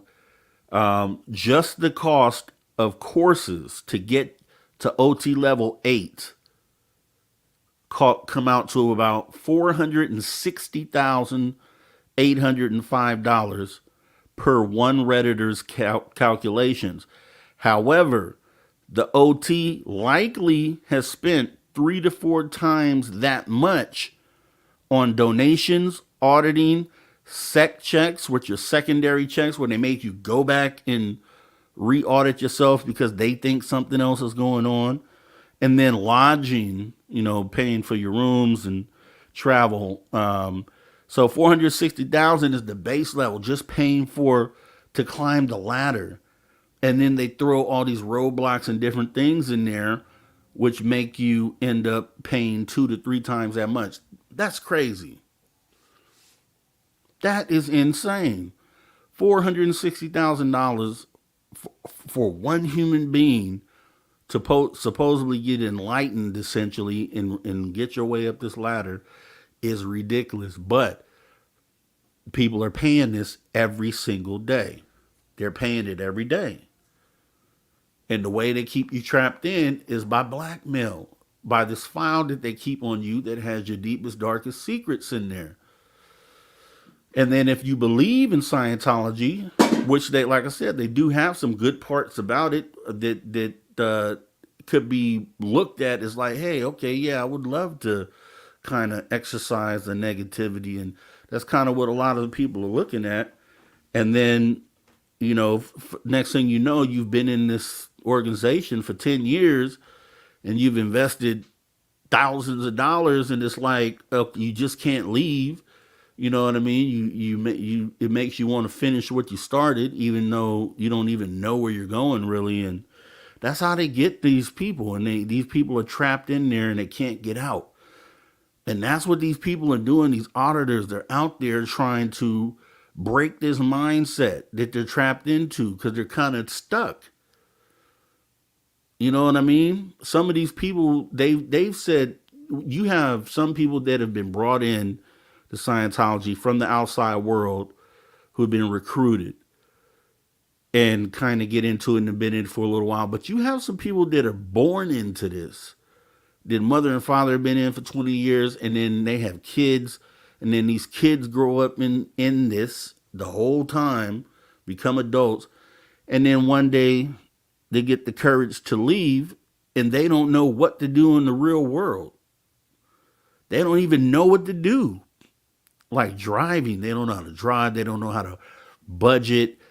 These people are being paid in some cases $50 a week for the labor that they do within Scientology. $50, because Scientology is feeding them and doing all these other things, lodging them. But still, that's crazy. And it like I said, if you start thinking about this, it starts painting a picture. Some of these things sound familiar to other things that we experience in regular life. It isn't just Scientology. Well, Scientology is obviously a cult, and we'll get into more of that, but there are other things too. And I'm going to kind of elaborate on that more towards the end of this. And it's sad. I mean, hopefully by the end of this, you guys, it has resonated with you to the point to where you're like, man, that sounds kind of like this, or that kind of sounds like that. Because when I've and I'm gonna end up playing this recording. It's a little 2-minute thing where I made a statement about a year ago and kind of talked about Scientology and kind of how it mirrors some other things. And hopefully we'll see. I mean, I want to see if you guys have already connected those dots. But now let's get into this guy right here.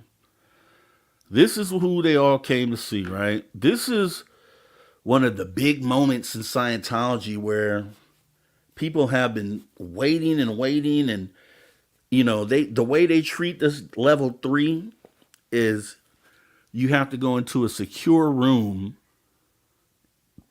under lock and key where nobody can get into to take this course to find this information out, because you can't tell the average Scientologist this because they're working to get to this level. This secret should not be known until you get to level 3, period. So if you have a friend that's on level 1 or 2 and you've gotten to level 3, you can't tell your friend about this information. This is top secret information within Scientology. And when they leave, it's almost like a skiff, right? Like a secure room. Once they leave the secure room with this information, they have to keep it like handcuffed to their wrist and locked up in a briefcase, like under lock and key. Like it can't be available to anyone who has not reached this level. So introducing Xenu. Xenu is an alien. Okay. Now, just on the face of that, we're in ufology, right? So aliens aren't anything really weird, right? When you think about it. But let's get into the story. Intro to Xenu. Okay, within the vaulted chambers of Scientology's secret teachings lies the captivating tale of Xenu, a narrative reserved exclusively for advanced members enrolled in the enigmatic advanced technology doctrines. The story unfolds in OT Level 3, shrouded in secrecy and veiled from the eyes of novice practitioners. The story goes as 75 million years ago, according to Elron Hubbard's revelation, Xenu reigned as the potent ruler of the Galactic Confederacy, a vast realm encompassing 26 stars and 76 planets, including Earth, then known as DIGG, if I'm pronouncing that right. The Galactic Confederacy mirrored our civilization, teeming with overpopulated planets and citizens engaged in everyday activities reminiscent of the mid-20th century. Facing imminent overthrow, Xenu devised a sinister plan to rid his dominions of excessive population. Collaborating with renegades, he quelled opposition from the benevolent, loyal officers. The aid of the psychiatrists facilitated a mass paralyzation of billions, masking the nefarious act as, quote, income tax inspections. Subsequently, the abducted populace was transported to Earth in a spacecraft resembling Douglas DC-8s, without the fans, without the engines. Upon reaching Tigyak, victims were stacked around volcanoes worldwide. Hydrogen bombs plunged into the volcanoes, unleashed a cataclysmic blast, decimating physical bodies but sparing a select few. The disembodied souls, termed Thetans, soared into the atmosphere but were ensnared by Xenu's forces using an electric ribbon. Funneled into vacuum zones, they underwent a surreal experience, a 36-day screening, so a literal screening. So we're talking about sitting down in a movie theater, essentially, watching a screen. So this is how it's described. A 36-day screening of a 3D super colossal motion picture. This marathon movie, described by Hubbard, implanted various misleading data, forming the infamous R6 implant.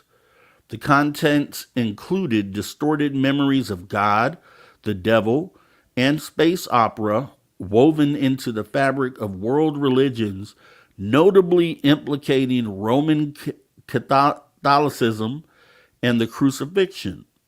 Hubbard asserted that the interior design of modern theaters echoed the unconscious recollection of Xenu's implants. Post-implantation Thetans, robbed of identity, congregated into clusters, and compromising a few thousand, these clusters, now body Thetans, latched onto surviving bodies, influencing and affecting everyone except Scientologists who underwent specific steps to liberate themselves. In a climactic twist, the loyal officers eventually overthrew Xenu, imprisoning him eternally in a mountain, shielded by a force field sustained by an everlasting battery. TGAC, Earth, deserted by the Galactic Confederacy, became a marked, quote, prison planet, familiar term, enduring recurrent alien invader forces. So, pretty wacky story, right? Pretty wacky story, if you ask me. Wacky, or is it? Some of those terms sound familiar, though, right? I don't know, man. Oh, man. I don't know. We'll get to the end.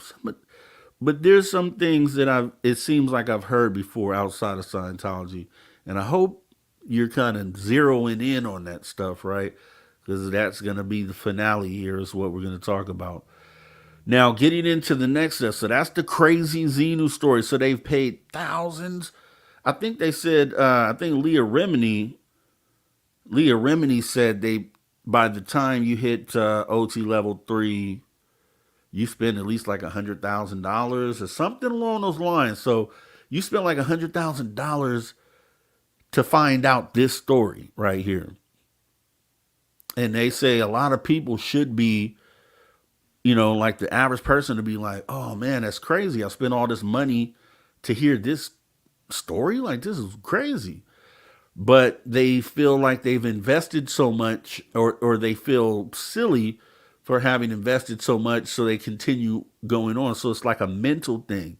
So the whole time you're being broken down by these audits and the information that they put into your folders, and then just the psychological mindset of am I silly for doing this sort of thing?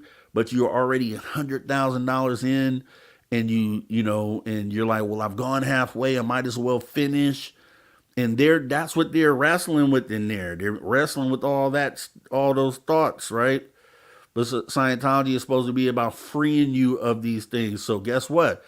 You're probably going to need some more auditing sessions after that, right? And that's kind of what they do. It's like it keeps going and going and going. So it's crazy, right? And it's just crazy. All right, so we're going to get into the next section here. So this is it's kind of where it starts taking an evil turn, right?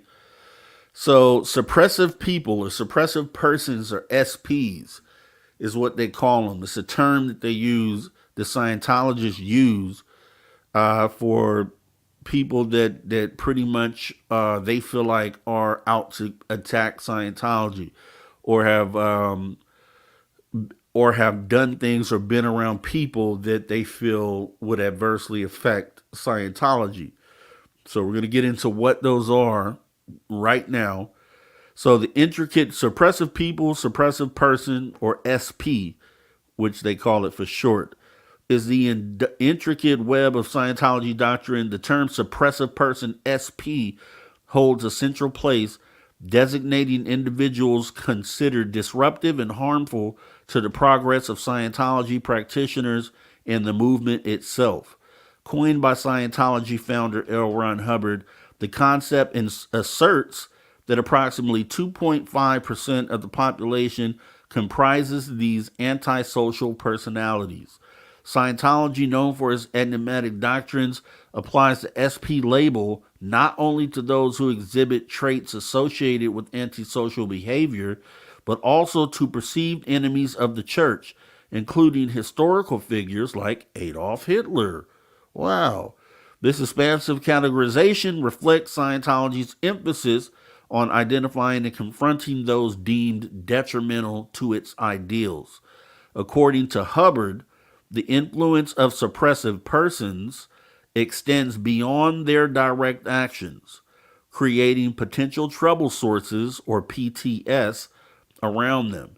A PTS, defined by Scientology as someone adversely affected by a suppressive person, is seen as a source of trouble for themselves and for others.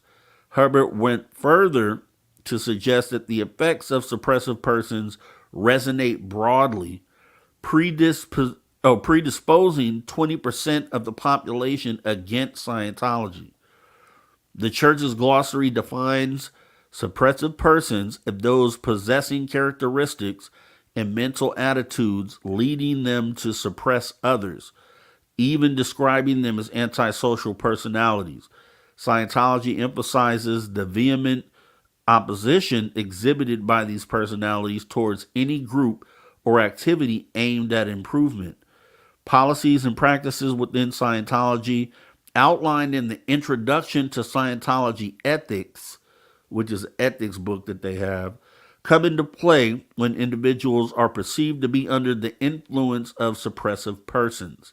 Such connections are considered detrimental to an individual's well-being, potentially jeopardizing their participation in Scientology classes and counseling. To address this, the church provides guidelines involving education about the suppressive person phenomenon and a systematic process to resolve the situation and mitigate negative effects on the parishioner. Now, Leah Remini, now if you remember her, she's from Kings of Queens. She used to be a Scientologist. She's one of the big people that left, and a lot of people know who she is. But she actually gave an example recently explaining that if you're a Scientologist / business owner, because like I said, some are in and live inside the orgs, but there's some that live in the real world, and they have businesses and jobs just like you and me.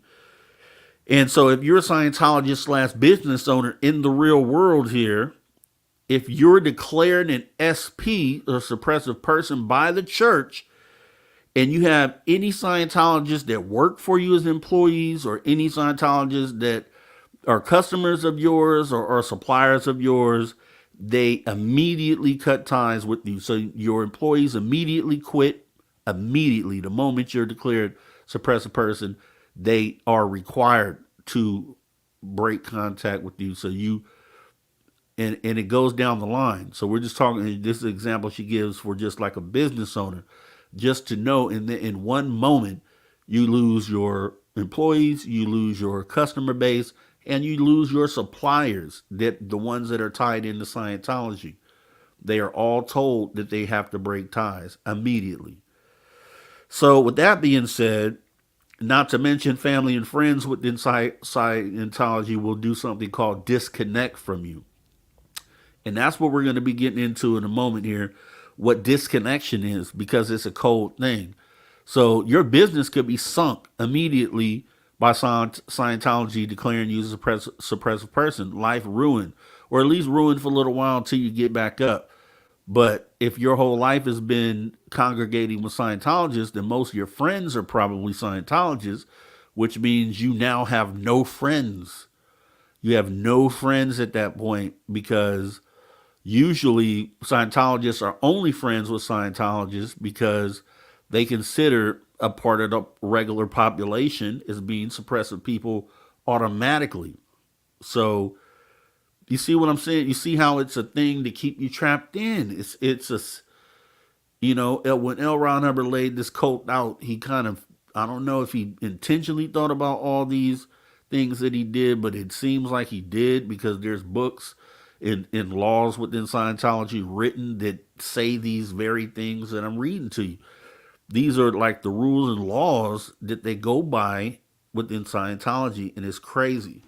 But we're going to get into disconnection, because this is one of the coldest parts of Scientology. And we'll get into it like briefly, because the part 2 of this is going to be the new era of Scientology. This is Scientology under Elron Hubbard, which was still a cold thing. But the new era of Scientology, the current day-to-day Scientology, is way colder. But some of the same rules apply, right? Disconnection, suppressive people, all these things have applied the entire time. But, there's a line that was drawn when Elron Hubbard passed. And we'll kind of get into that in a minute. But there's disconnection. So understanding what disconnection is, it's a really cold thing. So disconnection is advocated by the Church of Scientology, is based on the belief that associating with individuals that are deemed suppressive people can have detrimental effects on one's spiritual progress. According to Scientology doctrine, a suppressive person is someone who opposes the aims and goals of Scientology, and their presence in a person's life can hinder their spiritual advancement. As a result, Scientologists are advised to cut off communication and cease all contact with these individuals, including family members. What? Right? Crazy. So the rationale behind disconnection from a Scientologist perspective is that disconnection is a necessary measure to protect individual's spiritual well-being, so that that person doesn't get infected with these thetans and kind of get all these bad things in them again. Because once they're clear, then they should stay clear. And if they're around suppressive people, then that clouds them back up again or brings all these negative things in again. They contend that maintaining ties with suppressive persons could lead to spiritual interbulation and impede progress on that bridge to total freedom, Scientology's path to enlightenment. By disconnecting, adherents aim to create a more positive and conductive environment for their own spiritual growth. So they're saying normal people like you and me, who I'm pretty sure I'd be probably deemed a suppressive person in Scientology. I'm probably sure I would make it nowhere in there, and they would label me suppressive. So, you know what I'm saying? I know it's not even an issue for me being in that, because I would never be there and I would never make it. But going into that, so you have a suppressive person, you have a disconnection, which, like I said, gets down to friends, business partners, customers, family members, down to your mother, down to your children, down to your husband or wife, disconnecting from you. So you're married right now in a great relationship with your wife, or you love your mother and you guys have been in Scientology your whole life. You were born into it and you did something to be labeled a suppressive person. So now anyone related to Scientology has to disconnect from you. That means your mother has to disconnect from you. That means your wife or your husband has to immediately say, hey, I'll see you later. There's people within Scientology who have been labeled suppressive people and who have had their people disconnect from them. We're talking about people who one day your mother's there, next day you haven't seen her in 5 years. Your mother, your father, your wife, you haven't seen them in years. Your child, your only child sometimes. Your only child you see every day, and all of a sudden you can't see them ever again as long as they stay within Scientology, because Scientology is telling them that they can't be around you because you're a suppressive person. So once you're on the outside and you start making a ruckus, okay, so you're a suppressive person, you're now on the outside, you have nothing to do with Scientology anymore, and you're talking against them. You're like, Scientology is a cult. I'm glad I woke up. I'm glad I'm not in it anymore. I want everybody to know that this is a cult. They have my family trapped in there. They won't let me see my family. They made me do something called disconnect from my family. My family won't talk to me anymore. They're saying all these terrible things about me. This is something that they get into, which is called fair game tactics. So this is what they do to you when you're taking that stance. You've been put out of Scientology. Your family's disconnected. You don't know what to do, but you want to spread the word and you want to wake everybody up, right? So something like we're doing right now, like truthfully, anybody who speaks against Scientology, and technically I'm doing that right now, so I could be fair game. The story with my brother, when he went by the Scientology Center and simply just sat there for a minute, kind of looked. I don't know, like I said, I don't know if he took a picture or not. Now he was on their radar for that moment, right? So they were using these fair game tactics against him. And then potentially, if this is a path that I stay on, which I will, because I don't care, but I'll keep making these episodes on Scientology, all these different parts, and then going to join the guys out there that are auditing and do an episode with them and kind of, because it's wrong what they're doing to these people in this cult, then I'm subject to fair game tactics. So if you don't know what those are, I'm going to go ahead and talk to you about those right now. So fair game tactics, it's crazy and it's cold. The term fair game was introduced by Elron Hubbard in a policy letter dated October 18th, 1967. Hubbard defined fair game as follows: quote, may be deprived of property or injured by any means by any Scientologist without any discipline of the Scientologist, may be tricked, sued, or lied to, or destroyed. This policy essentially labeled individuals or groups critical of Scientology as legitimate targets for retaliation or harm. Targets of the fair game doctrine.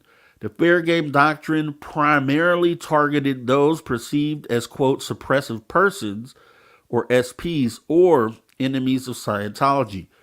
SPs were individuals who were seen as obstructing the progress of Scientology or criticizing its practices. They could include former members, journalists, government officials, or anyone who spoke out against the church. By labeling them as fair game, the church justified aggressive and harmful actions against these individuals.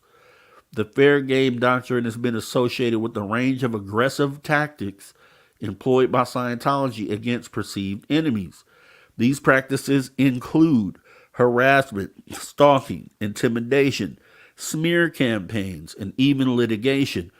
Former members and critics have reported incidents of invasive surveillance, privacy invasion, and attempts to discredit them in both public and private spheres. Such actions have left many individuals feeling vulnerable, fearful, and targeted. The fair game doctrine has been a subject of legal battles and controversies. The aggressive tactics outlined in this policy have led to numerous lawsuits and legal challenges against the Church of Scientology.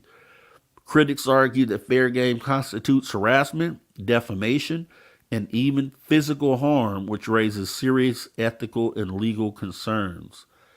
In the wake of increasing public scrutiny and legal challenges, the Church of Scientology has officially stated that the fair game doctrine is no longer in practice. However, former members and critics assert that while the official policy may have been revoked, the mindset and tactics associated with fair game continue to be employed by the church in more subtle and covert ways. So, fair game, right? Fair game is a cold thing. They will call your employer.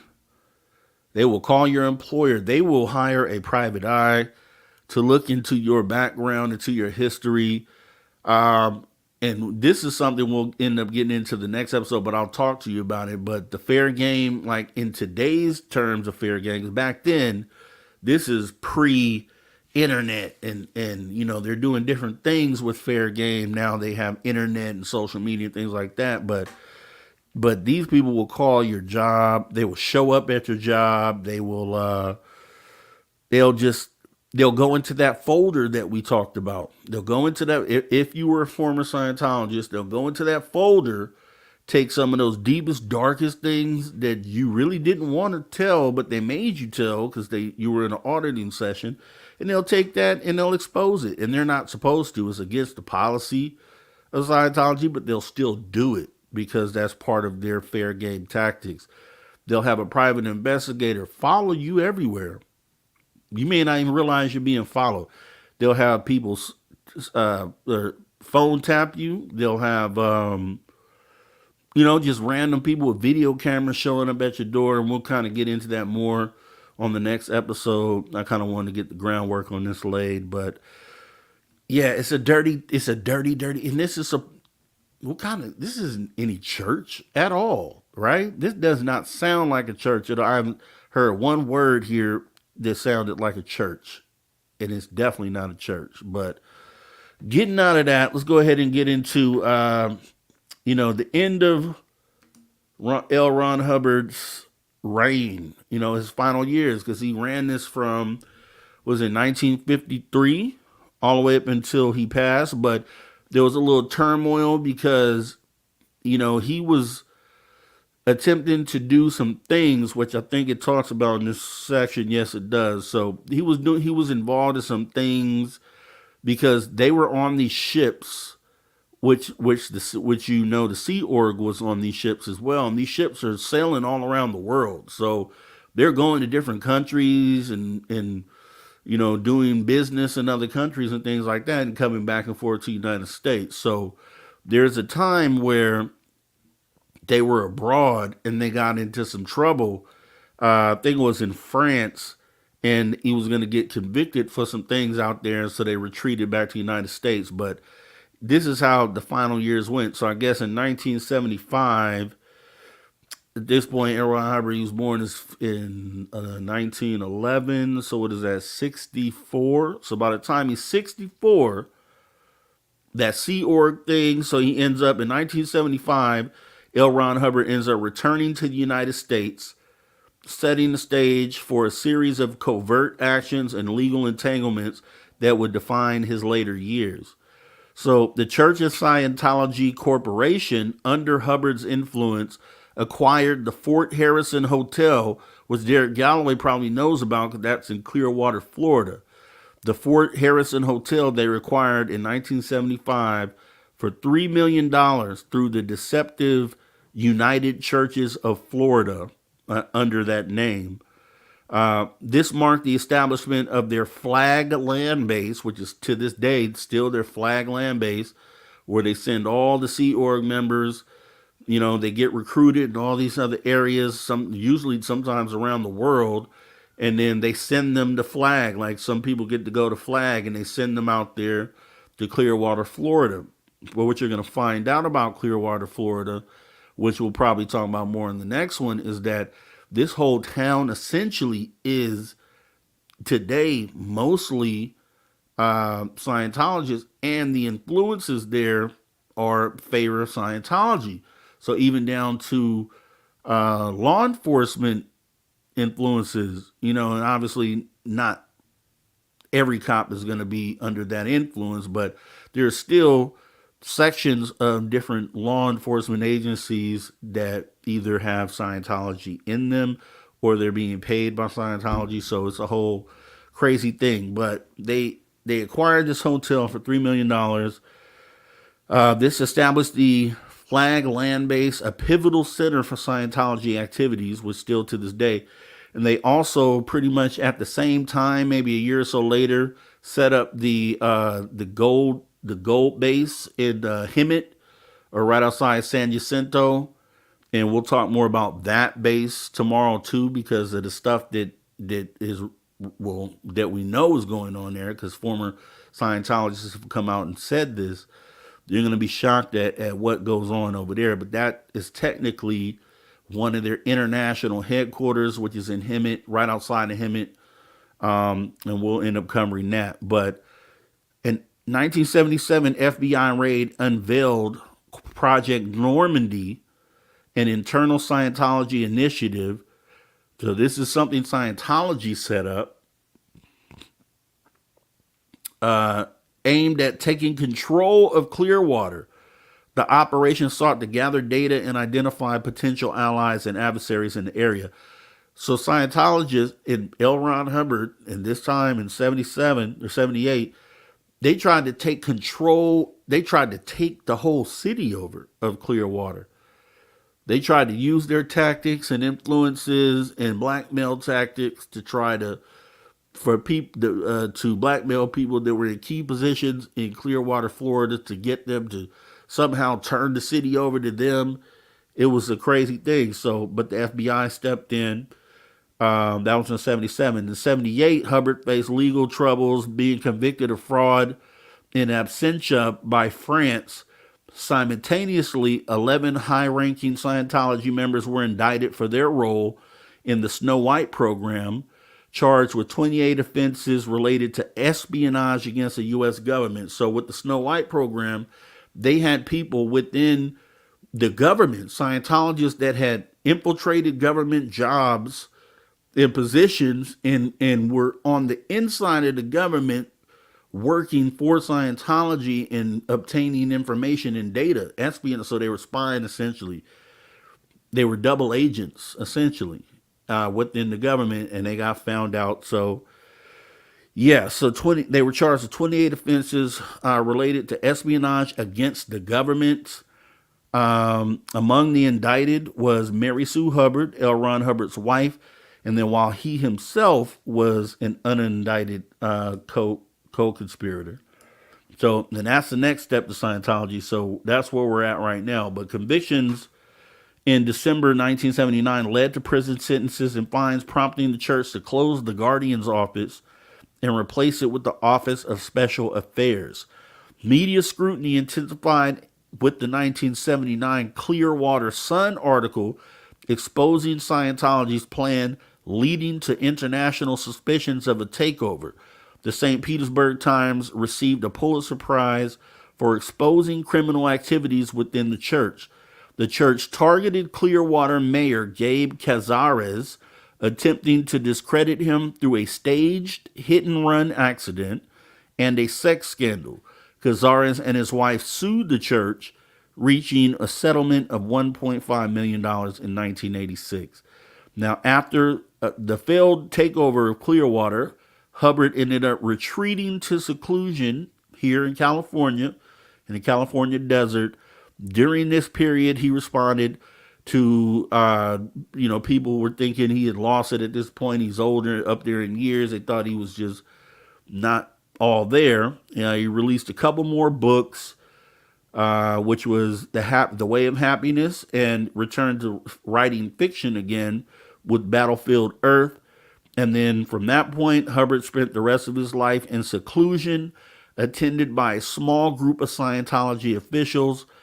In 1982, pivotal church entities, including the Religious Technology Center, or RTC, and Author Services Incorporated were formed. And then Hubbard died at his California ranch, January 24, 1986, leaving behind a legacy marked by controversy, actually, in essentially cultism. Now, the wild part about this is, in his death, he had a son, Elron Hubbard Jr. This was a quote from his son. Elron Hubbard Jr. said, "Hitler was involved in the same black magic and same occult practices that my father was. The identical ones. Brainwashing is nothing compared to it. The proper term would be, quote, soul cracking. It's like cracking open the soul, which then opens various doors to the power that exists, the satanic and demonic powers." He says, you take drugs in order to reach that state where you can, quite literally, like a psychic hammer, break their soul and pull the power through. He designed his Scientology operating Thetan techniques to do the same thing. It takes a couple of 100 hours of auditing and mega thousands of dollars for the privilege of having your head turned into a glass Humpty Dumpty, shattered into a million pieces. It may sound like incredible gibberish, but it made my father a fortune. And that was Elron Hubbard Jr. said that. That was his quote. So he knows that this is not, and obviously it sounds like he didn't get sucked into Scientology, so good for him. Then we have the next era, and this is kind of where we'll be going into on the next round, because this is a whole different ball game here. When we talk about this guy right here, so this guy took, if you thought what you heard there was bad, oh, wait till you see where this goes when this guy steps in. And he steps in pretty early, or, pretty far back. We're talking about the 80s is when his reign comes in.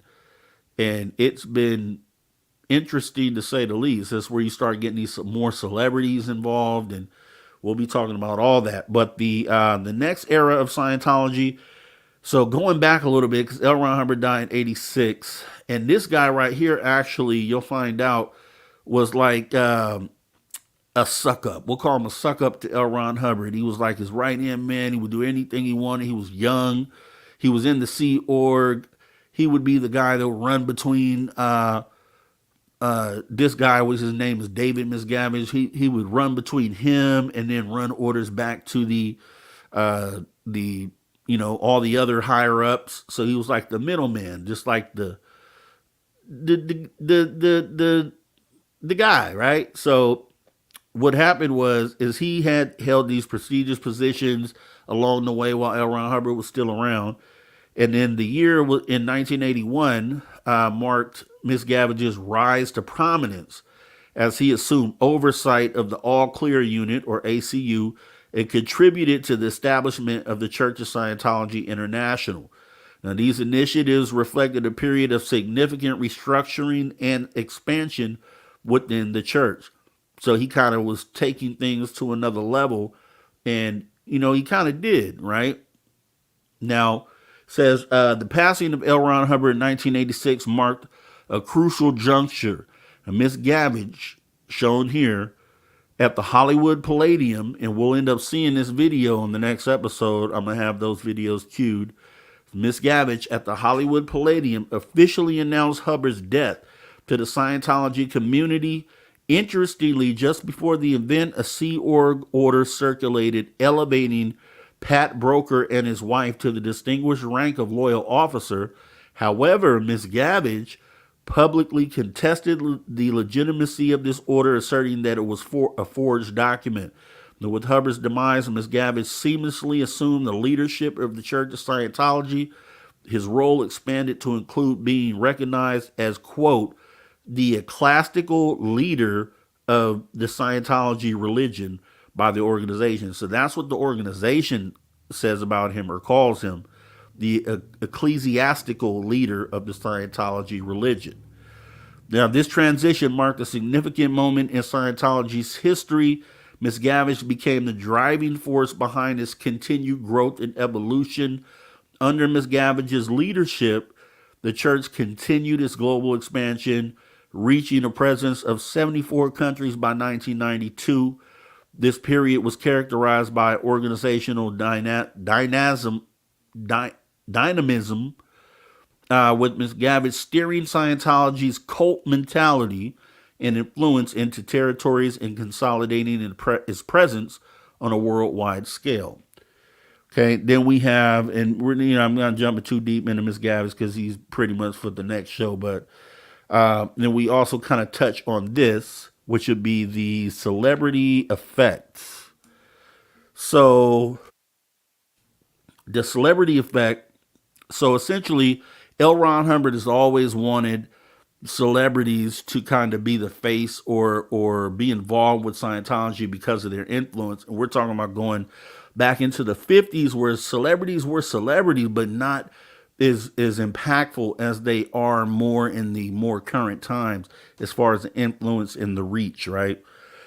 So he had something called Project Celebrity that he initiated in 1955, and rewards offered to Scientologists who recruited targeted celebrities.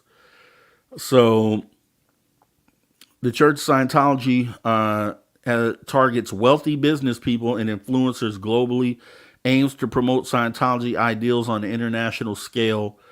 And a Scientology policy letter written in 1976 emphasizes the rehabilitation of celebrities and says to focus on those just beyond or approaching their prime, and facilitates the rapid dissemination of Scientology to all their fans. The church places significant importance on celebrity endorsements, believes that celebrities contribute to the rapid spread of Scientology's influence, and celebrities are seen as influential in shaping public opinion. So their endorsement is considered a powerful tool for promoting Scientology. So with that being said, we do have the time where we go ahead and ask the chat. So asking the chat, the question that we see here, what are your thoughts so far on the Scientology cult? Is it does it seem like a cult? I think the answer is yes. For one, I mean, I think it's pretty clear about that.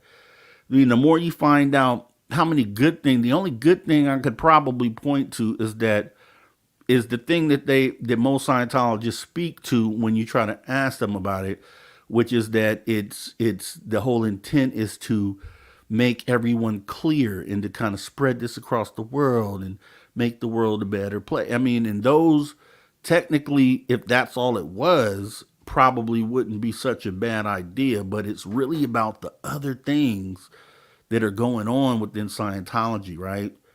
So if you ask me, it's a cult. And it does align with some other things that we probably know and look into, right? And I'll point that out.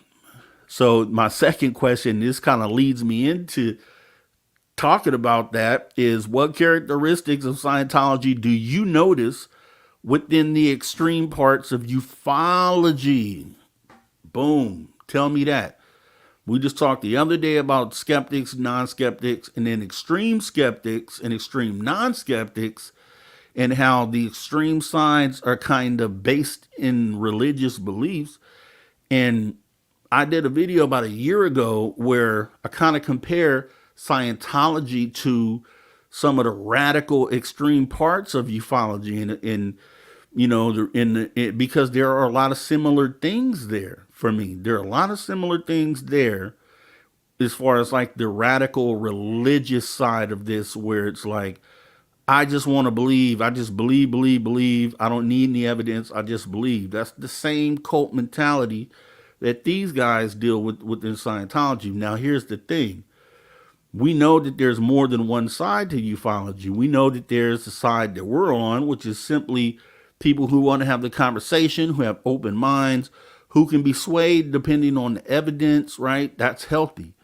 But then you get into but even not just with ufology, it's pretty much in a lot of things that you see.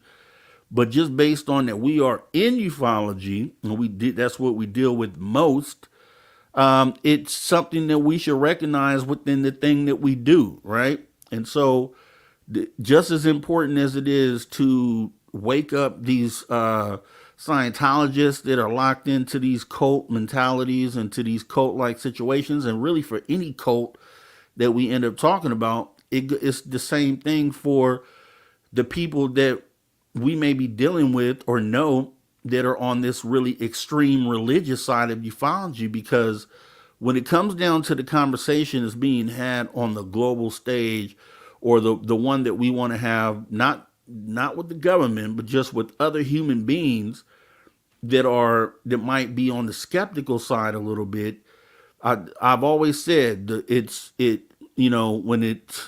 when someone is asked to answer a question on the media, on the national stage from the skeptical side, they usually pick a hard skeptic, someone who isn't open-minded and can't really hear anything but their own preconceived notion, right?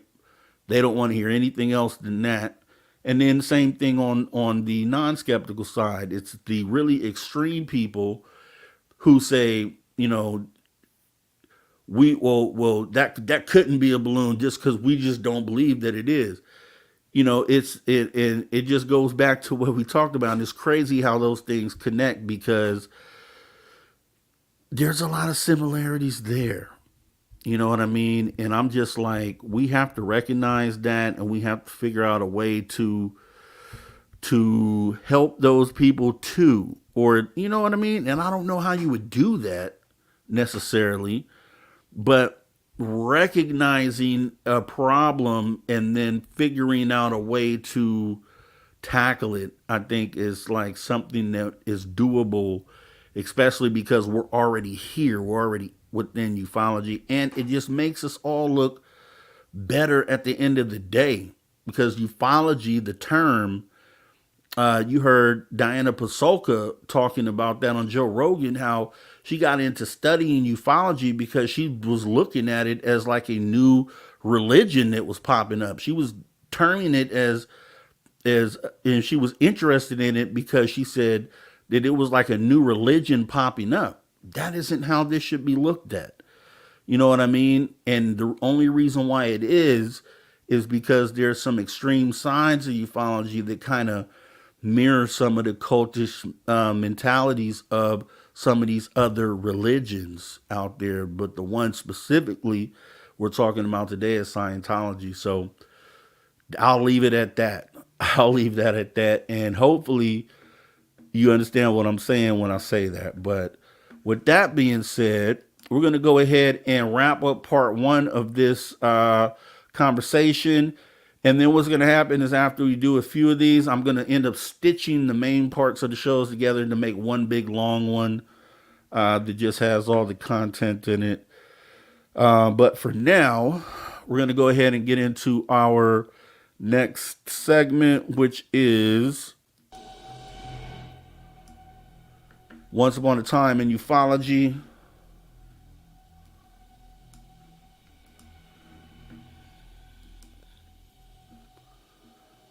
All right, Once Upon a Time in Ufology, what do we got today? We have a case that I really didn't know about. Which is going to be Lights Above the New Jersey Turnpike. Who has ever even heard of this? If you've heard of this, let me know. I've never heard of this UFO sighting, but apparently it's labeled or listed as like one of the biggest ones. I mean, it's listed up there with Phoenix Lights and a lot of the other big ones. So I was unaware of this one, but on July 14th, 2001, for around 15 minutes just after midnight, drivers on the New Jersey Turnpike marveled at the sign of strange orange and yellow lights in a V formation over the Arthur Kill waterway between Staten Island, New York, and Carteret, New Jersey. The Carteret Police Department, Lieutenant Daniel Tarrant, was one of the witnesses, as well as other metro area residents from the Throgs Neck Bridge on Long Island and Fort Lee, New Jersey, near the George Washington Bridge. Air traffic controllers initially denied that any airplanes, military jets, or space flights could have caused the mysterious light, but a group known as the New York Strange Phenomena Investigators, or NYSPI, claimed to receive FAA radar data that corroborated the UFO sightings from that night. And this is one I hadn't heard of. So this is Lights Above the New Jersey Turnpike. It's another one on the list. And once again, on Once Upon a Time Ufology, is really just kind of dipping back into a historical case for someone who's coming along who didn't know anything, about this, like me, technically, right? And then, especially with the, I think the way this whole show was set up is for someone coming in base level, learning the bare basics about what it is that's going on. And I think it's a good way to do it, because you can't assume that just because you know something that someone else knows it. So I think it's a good way to go ahead and cover that. So with that being said, that is our Once Upon a Time in Ufology. And we're going to get into our science fiction, science fact movie. And this is one that I've picked before. If you've been around, you know I picked this one before, but I love it. And for the new people, I want to make sure that you guys see this too. So science fiction, a science fact movie for this week is an oldie but goodie for me, and a repeat. And that's going to be Dark Skies. I'm telling you, Dark Skies, for sure. If you have ever wanted to see something that felt like, as close as you could feel to an abduction movie, like if you've never been abducted and you just kind of thought about what the process would be like or what it would feel like sometimes I do, I'm like, man, I hope I don't ever get abducted. But this is like probably as close to what you could feel without actually being abducted. If you haven't seen this movie, you gotta go watch it. Dark Skies. It is a really trippy movie. And it's not Dark Skies that Bryce Zabel did, the TV series. This is Dark Skies, the movie I know it was on Netflix, but I don't think it's on there anymore. It could be, I'm sure it's somewhere else, but just definitely you want to go watch this, because I think what it is, like I said before, with the looking through the new lens, knowing that these UFOs are here, these ETs are here, and then kind of watching this movie, understanding that it's pretty creepy, and it makes you want to, makes you want to lock your doors and do all that kind of stuff. So definitely watch this movie. It's a repeat. I brought this up before, like probably 6-7 months ago, but it is still one that I will always recommend. So definitely make sure you go see Dark Skies. And with that being said, that's going to be Science Fiction, the Science Fact Movie Edition. And we're going to go ahead and get ready to do something like bring it on home, like we always do, right? All right. Appreciate you coming by the Social Dig. Appreciate you holding in for the presentation. We do this for the positive progression of humanity, and that's why we pick topics like these. It's not UFOs, but it's not always going to be UFOs, because UFOs aren't the only thing, that tie into what humanity needs at this point. There's other things, right? And there's people trapped in cults that aren't even thinking about UFOs because they're wrapped up in some crazy situation, right? Like we just talked about today. So definitely a lot of different causes that we could be touching, that we will touch. If you have any ideas for, things that would positively affect humanity, any topics, anything that I haven't listed, definitely let me know, because that's the whole purpose of this channel, to cover those sorts of topics. And then we always talk about UFOs in the in-between, you know what I mean? Because it's something that's not going away, and it's something that still affects humanity, period. And it's still the biggest thing to affect humanity is in our history, really. So, and potentially maybe disclosure wakes up people in these cults. Maybe they snap out of it in that moment. So maybe it's all encompassing thing. Maybe it's not just for us. Maybe it's for, all of humanity, like the mission says, but then also kind of breaks people out of that sleep or that spell that they're in, being trapped into these cults. So we're going to get into more of this, just laying down the groundwork. We talked about Elron Hubbard. We talked about the auditing process, the e-meters. We talked about the fair game tactics. We talked about all the base level stuff in the first half of the life of Scientology, essentially. David Miscavige picks it up from there, 1986, and he takes it to a whole nother horrific level. We'll get into talking about that, and then the celebrity faces that kind of smile and kind of propagate this whole thing, even though they know what some of the bad things are and how people are being treated within Scientology. There's literally child labor going down in Scientology. There's literally abuse, and we saw just recently in that Danny Masterson case, he was Scientologist. People within Scientology knew exactly what was going on there, and they still allowed it to happen. So that alone, but there's so much more.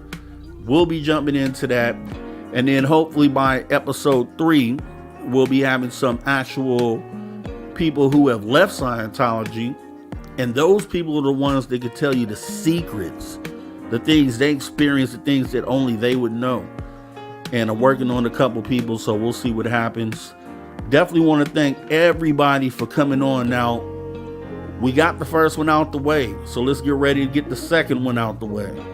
Thanks for coming through, y'all. See y'all at After Hours on Saturday. We got Drew Banky. Then we got Margie K and Devil Ziegemeyer on Sunday. Let's get it in, guys. Have a great rest of your night. You guys take care.